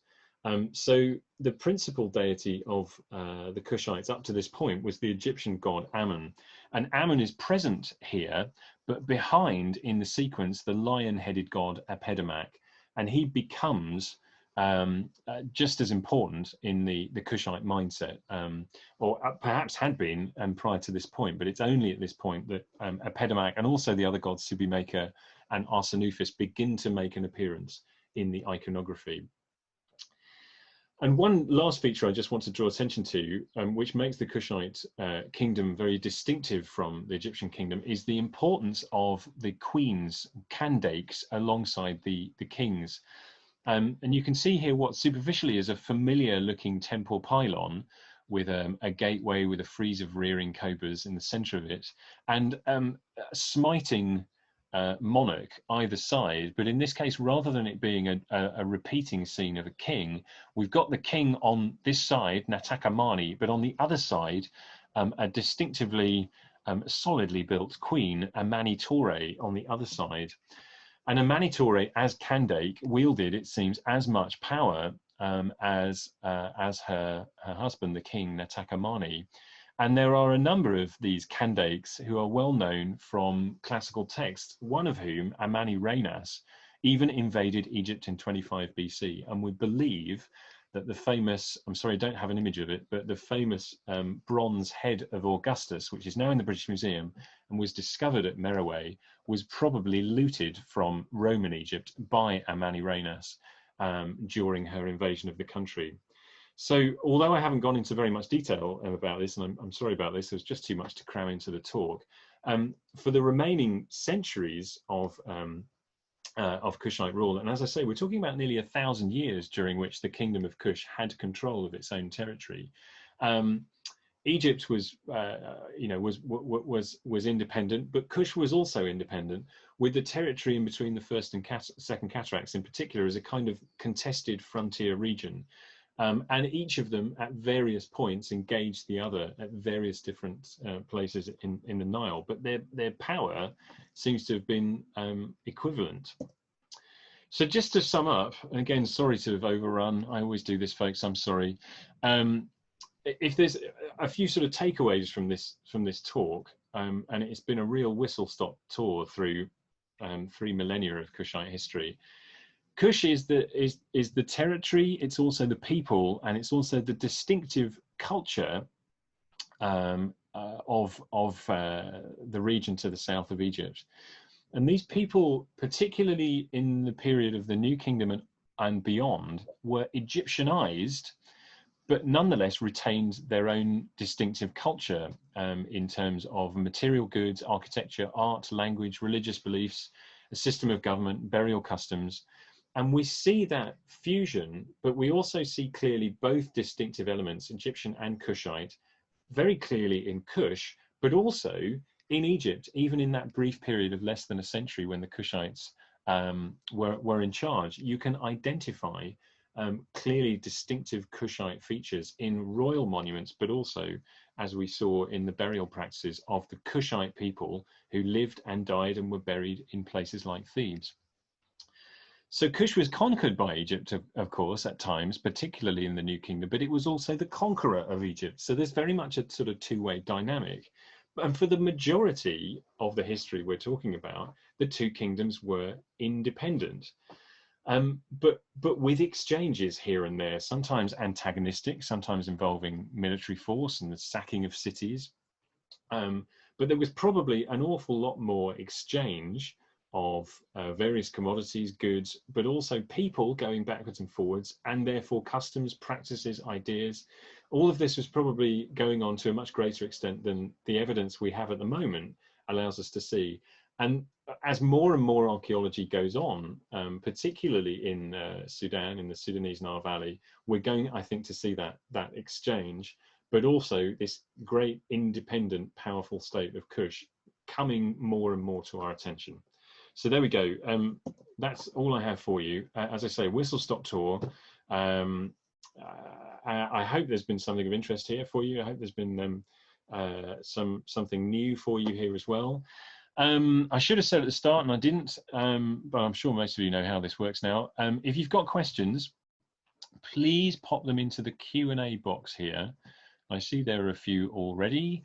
I will take the questions in the Q&A box first. If you've asked them already in the chat box, I'm sorry, I should have said this. If you don't mind copying them or writing them out again in the Q&A box, I'll get to them there more quickly. If there's enough time for me to get through all the questions there, I'll revert to the chat and pick up the discussion there. So thanks. Just before I do that, thanks again, everybody, for coming. Thanks so much. I really appreciate you giving up your time to be here. A big thank you to those of you who responded to my request that you should pay what you like. Don't feel bad if you didn't, but if you did, I'm really grateful. Thank you very much. Yeah, thanks for giving up your time. I hope you enjoyed it, and I hope to see you at another of these talks. And thanks especially for hanging on, even though as usual I've overrun a bit. So so to questions. First question is time right for a book on the Kingdom of Kush, Chris? So another thing I should have said, thanks for the question, Steve. I would like to write about this, yes.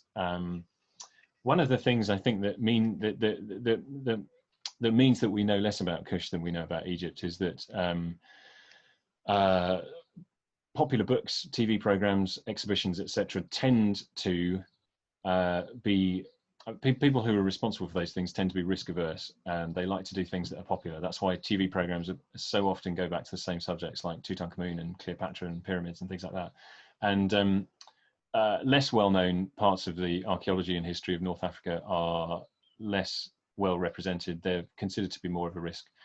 So I would love to write about Kush, but I'm going to have to persuade my publisher that it's a good idea to do that. And fingers crossed, they'll be happy to let me do that. There's a great story to tell. But more importantly than that, more immediately than that, as with previous talks, I will, when I get a chance in the next few days, post a little page of notes and a guide to further reading. There are books out there on the things I've been talking about, of course, very good books, and I will give you the details.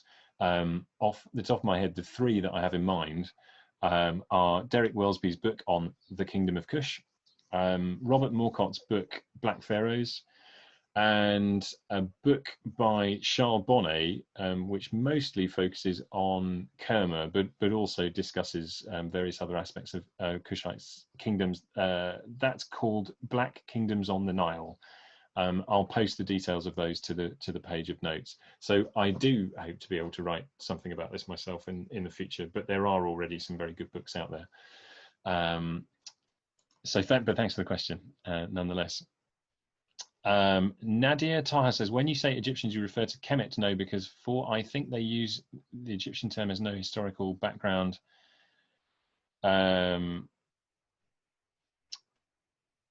Yes, I'm not quite sure if I understand your question, Nadia, in all aspects, but the Egyptians tended not to have any word for their own country, but when I say Egypt, I'm talking about the country which the Egyptians sometimes used the word Kemet for the two lands, Red Land, Black Land.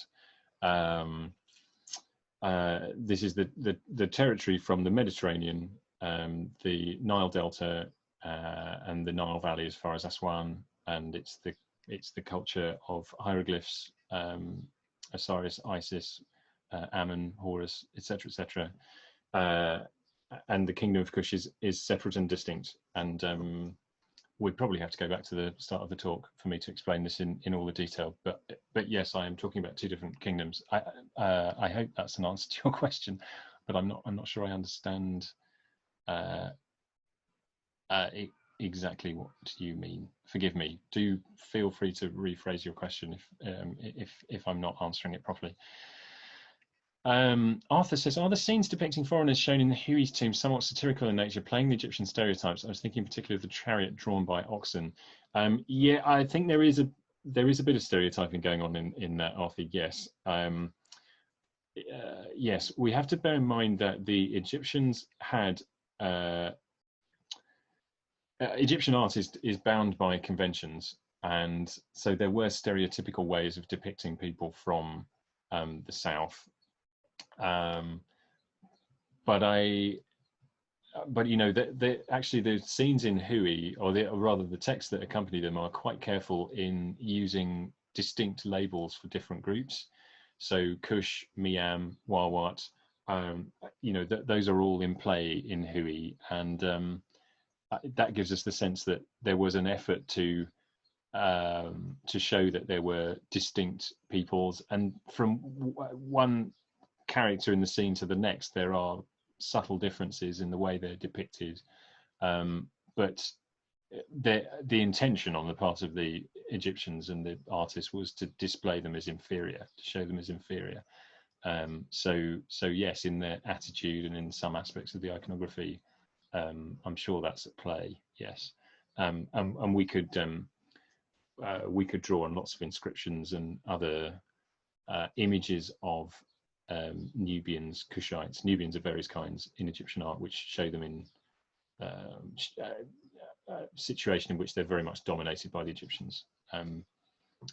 Yes, and I didn't dwell too much on that kind of thing so as to get away from the idea of seeing Nubians and Kushites purely from the Egyptian perspective. You're right, it's at play, yes. Annette asks, is the Steeler of P the first time a horse was shown? If not, where else? Thanks, Annette.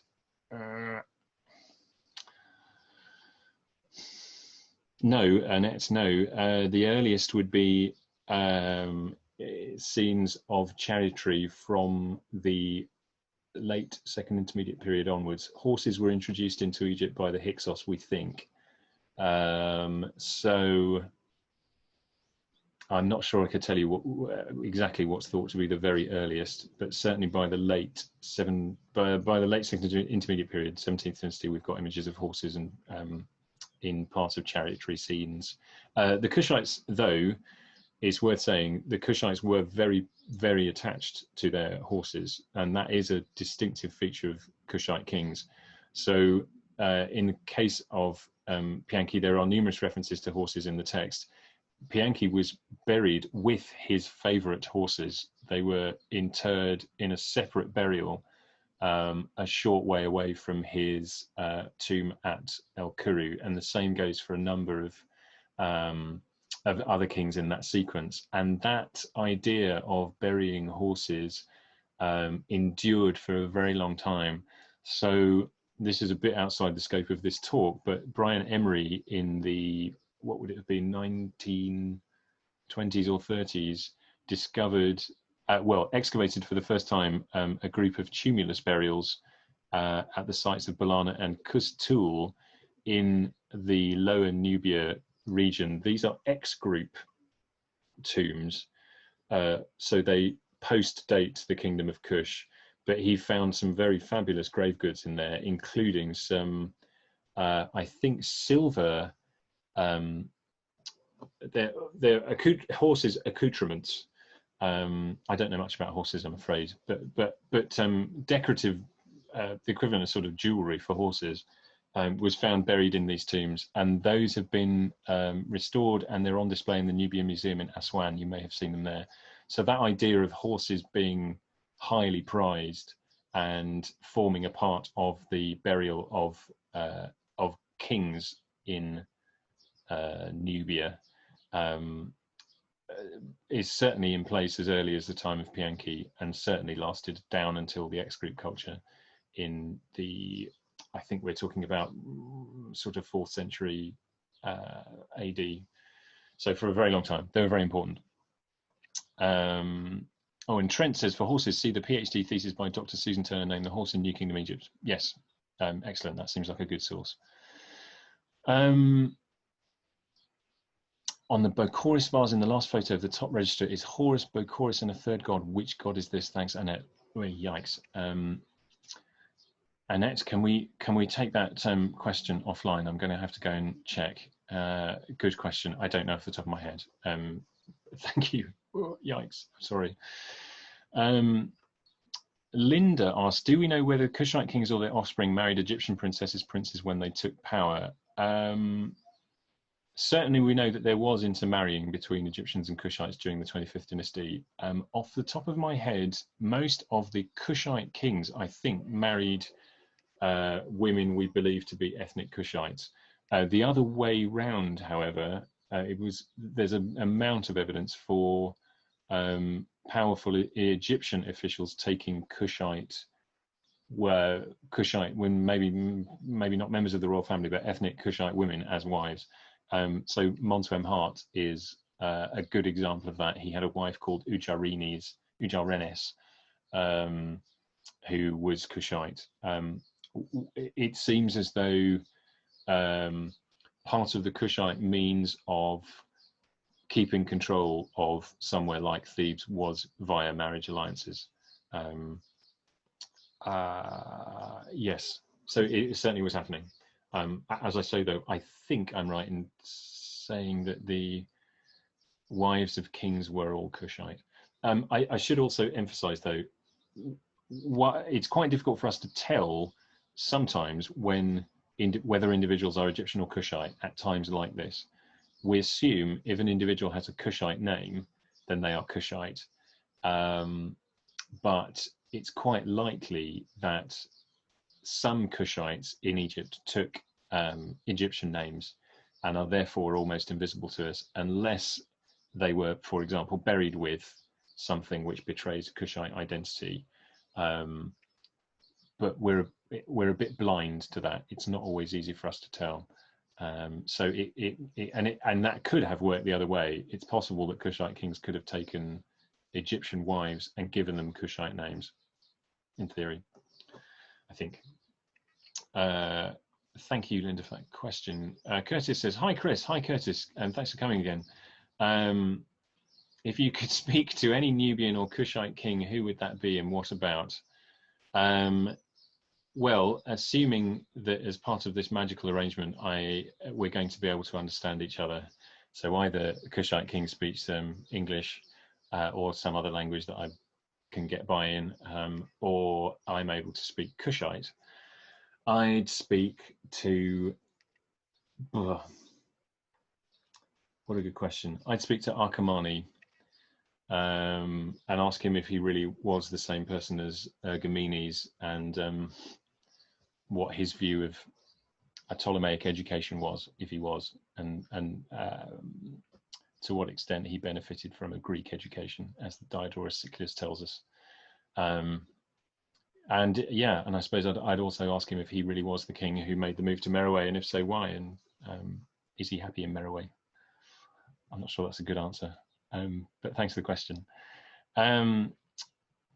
Anonymous asks, was the Peace Steeler written in Middle Egyptian, Medio-Late Egyptian, or Late Egyptian? It's that's a good question. It is in Late Egyptian, I think. I'm right in saying. This is slightly outside my comfort zone.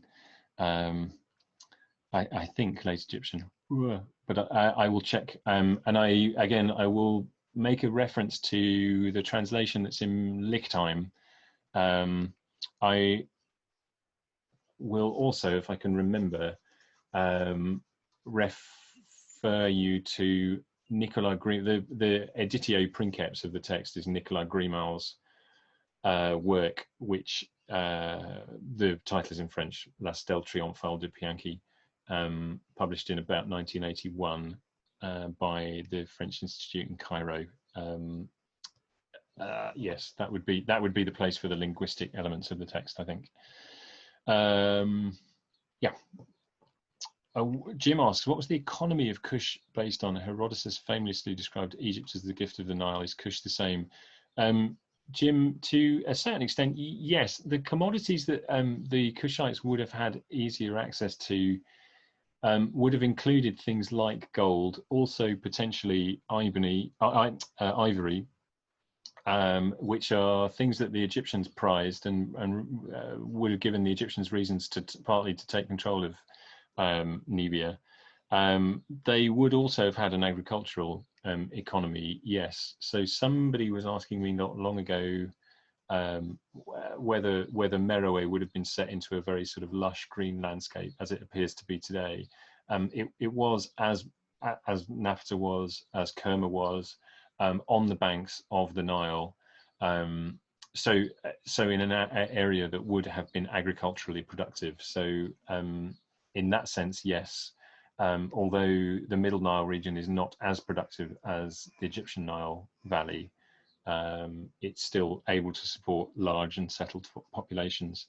So that and also control of commodities, gold, ivory, potentially also the kinds of exotica that were coming from somewhere like Punt, depending on where we think Punt was, might well have been in the control of the Kushites as well. So essentially, yes, not maybe so different from the Egyptian economy, at least at the peak of empire. Nikita asks, were all the Kush burials on the east side of the Nile? Actually, no.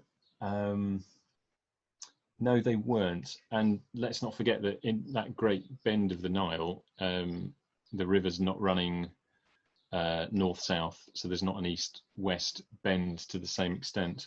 But there are certainly cemeteries on both sides. Maybe what I should do is share the map that I've made in Google Maps that will show the precise locations of these various places. You're right, though, that Meroe, the cemeteries of Meroe are on the east. Kerma and its cemeteries are on the east as well. But I think around Napata there are cemeteries on both sides. I think I'm right in saying. I'll share that map anyway. I think that's maybe the best idea. Ness says, this is wonderful. Thank you very much, Ness. Would you consider doing a follow-up lecture going into more detail of the rulers after Tanzamani? Yeah, you're not the first person to suggest it, Ness. Yes, I would like to do something on those lines, yes.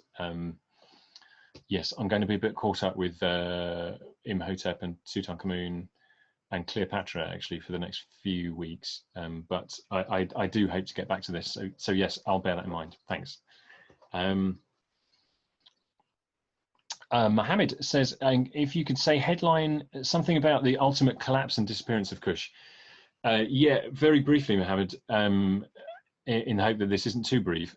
We think that, as I mentioned at the top of the lecture, it's the increasing power of Aksum now in the very northern part of Ethiopia, which may have brought about the decline and eventual collapse of Kush. The Aksumites sacked Meroe at a certain point. So it seems that the two kingdoms were at loggerheads, and eventually, for reasons and via processes we don't entirely understand, Aksum came to have the upper hand. And the Kingdom of Kush, which previously had, at its peak, covered everything from the second Cataract down to the fifth, sixth region, split into two. So from the second to third cataracts, you have the region of Dongola, dominated by the site of Old Dongola, which is the capital of the new kingdom of Makuria, which succeeded Kush in that region. And then to the south, extending right down into the region of the Blue Nile, you have the kingdom of Alodia. And then in the first, second cataract region, you have a third kingdom, Nabadia, which is the one I mentioned, is possibly the name has the same etymological origin as the word Nubia. So Kush essentially divides into those three kingdoms, probably at least partly under pressure from Aksum nearby. But we don't really understand all the processes entirely. I hope that's a good enough answer. Lindsay asks, do you think there will be more of an interest in Kush with the rise of Black Lives Matter movement and an increase in the interest in Black history? Possibly, Lindsay. Yeah, I'm a little bit cautious in what I say here because the history of Kush is already being used politically, if you like, and I like to see myself as an entirely sort of neutral and unbiased, somebody who just wants to understand what was going on. I think you're right. There might be an increase. I hope if there is, then people are prepared to just look at what happened, rather than using it to draw any conclusions about what might be going on in that part of the world and the wider world as well. I've seen some pretty unpleasant comments online, shall we say, attempting to make connections between what was happening in ancient North Africa and relating it to politics today. And it involves, the nasty comments involve all kinds of misappropriations of what was going on. So I do hope there'll be an increase in interest in Kush, but I hope it doesn't lead to lots of those kinds of misunderstandings. Difficult territory. Erica asks, is there a way we can watch a recording of this talk? There was so much to take in, I'd love to watch it again. Erica, the talk is going to be recorded, as all of the ones that I'm hosting are. So far I haven't had the time to just do the editing that I need and to check for technical issues and things as well. I am hoping to be able to upload at least some of these talks. So without saying definitely yes, please watch this space. I hope to be able to make a version available, yes, at some point. Folks, I'm going to have to go soonish. Oh, blimey, there's lots more questions. Okay, I'll just try and take some of these very, very quickly. Just wondering, Shavi says, just wondering how the interior of Kushite pyramids look like. Are they similar to Egyptian pyramids with burial chambers decorated with spells? Short answer, not really, no. The pyramids themselves are solid, Shavi. So the tomb chapels, which are built onto the side of the pyramids, contain relief decoration. The images are not really the same as the kind that we see in Egyptian pyramids. It's only really the 6th Dynasty royal pyramids that are decorated in Egypt, and they are covered in pyramid texts for the most part, with one exception, the exception of the Pyramid of Djoser. There aren't figures of humans or gods, but that's absolutely standard in the tomb chapels in the Kushite pyramids. The burial chambers are, in some cases, decorated with text and scenes, but more in keeping with non-pyramid royal tombs, e.g. Valley of the Kings. So the iconography from the burial chamber of Tanzamani, which is a good one that you can go and see, at El Kuru, draws on the kind of mythology that you'd see in a Valley of the King's tomb, but not so much pyramids. I hope that's a halfway decent answer. Brigitte Belander, Dr. Brigitte Belander, I don't know if she's here today, did a PhD thesis on burial customs and beliefs of Kushite rulers, and her PhD's just been published by a German publisher. If I remember, I will I'll put a link to that in my little page of notes. I haven't actually seen the book myself, but I'm hoping to soon. Dawn asks, has there been any underwater studies of the areas that were flooded when Loch Ness was created? No, it's not the first time I've had this question, Dawn, actually. Not as far as I know. And the area was surveyed before it was flooded. I suspect those surveys would allow us to see, even though they had to be done very rapidly and they were only sketch surveys, I suspect they allowed for the retrieval of more information than any underwater survey could. The assumption, I think, is that anything that's in the flooded region, not aside from the temples and other monuments which were moved, and lots of things were moved, anything's been lost, particularly anything in mud brick. So I suppose in the future it may be possible to do this, but at the moment nothing has been done like that. Marie says, perhaps in-depth studies of cemetery finds, positioning of grave goods, etc., might yield a better view of how much the culture has interacted and coexisted, Marie. Yeah, you're absolutely right, Marie. And this has happened in some places. Stuart Tyson Smith, for example, has done great work excavating cemeteries at Ascot in Nubia, which was the site of one of those fortresses in the first to second Cataract regions, and has revealed some very interesting things about the clash of cultures, if you like, there. And yes, undoubtedly, more work will help, I think. Jacqueline says, was Nadir's question perhaps about to do with why we refer to Egyptian civilization but talk about Kush or Nubia rather than Sudanese? Okay, so that's an interesting question. Thanks, Jacqueline. So let's not forget, Egypt itself, the word Egypt comes to us from the Greek Aiguptos, which itself probably comes, we think, from Hut-Kar-Ptah, which was the Egyptian name for the Temple of Ptah at Memphis, and came to be known as the name of the city of Memphis. So when we say Egypt, we are using a word which derives from a name the Egyptians themselves, the ancients, used for their capital city, at least. Modern Egyptians do not use this name. Incidentally, the modern Arabic name for the country is Masr. So our use of Egypt and Egyptian to refer to the people and the culture of the Nile Valley in ancient times derives from the Greek and our modern use of that word.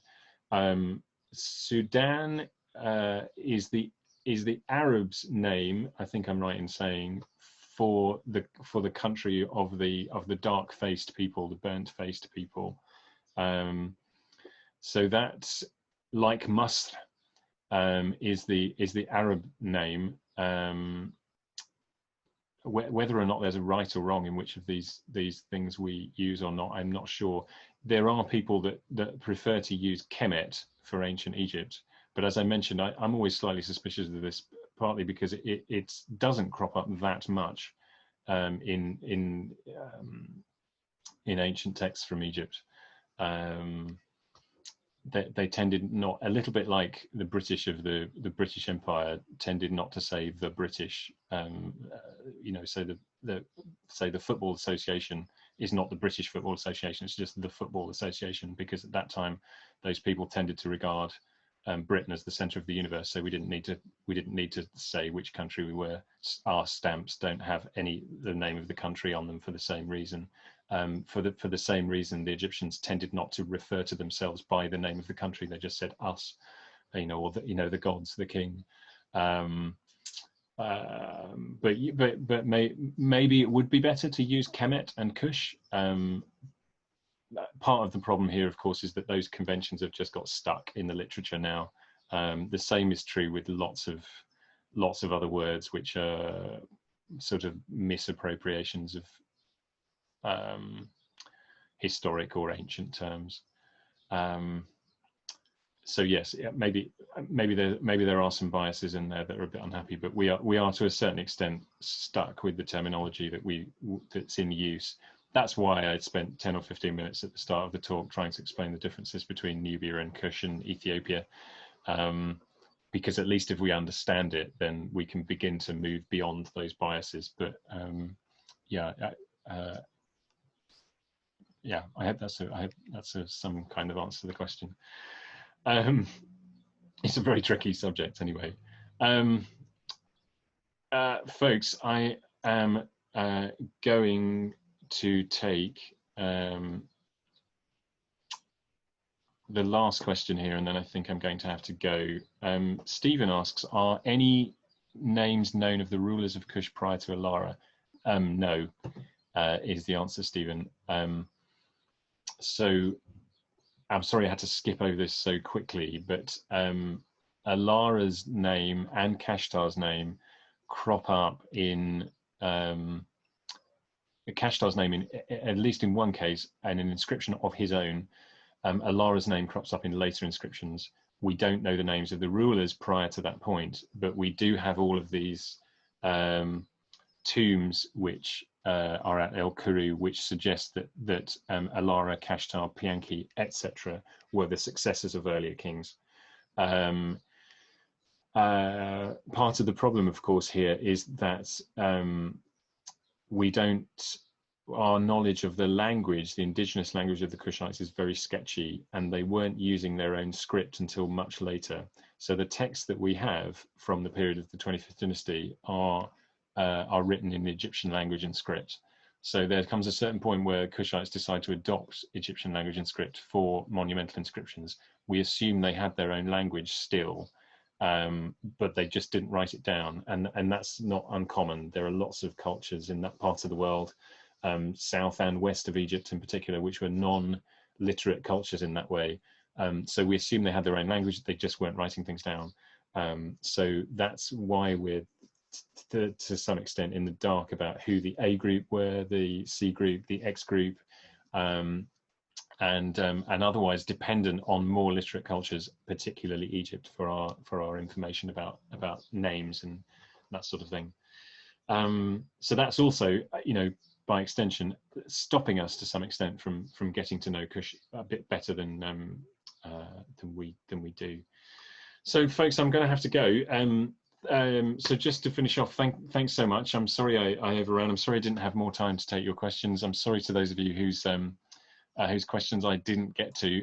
If you have a really burning question that you're dying to ask, please do get in touch with me, either via social media or via my website. There's a contact page on the website. That's probably best. If you write your question there and send it off, it'll arrive in my inbox, my email inbox. I'll try and deal with more questions there as much as I can. Don't forget, I'm going to post this page of notes and things, so it may be that some questions are answered there or answered in the things that I direct you to, the further reading I can direct you to. But if you've still got a question at any time, please feel free to send it. And although I can't always promise to be quick in answering, I do try to get to all the questions if I can. Again, folks, thanks so much for giving up your time. Still just over 60 of you in the room. It's really gratifying for me to know that so many people are interested in staying this long. I hope today's talk was good, was interesting. I hope you enjoyed it. And please keep a lookout for more talks. As I mentioned, 5th of July, Searching for Imhotep, if that's of interest to you, if you haven't seen that one yet. The next ones will be Tutankhamun related. As soon as I've got the details, I'll let you know. So stay safe and well, as I always try to say, and hope to see you at another of these talks in the not too distant future. So thanks very much, folks, and see you next time. Bye.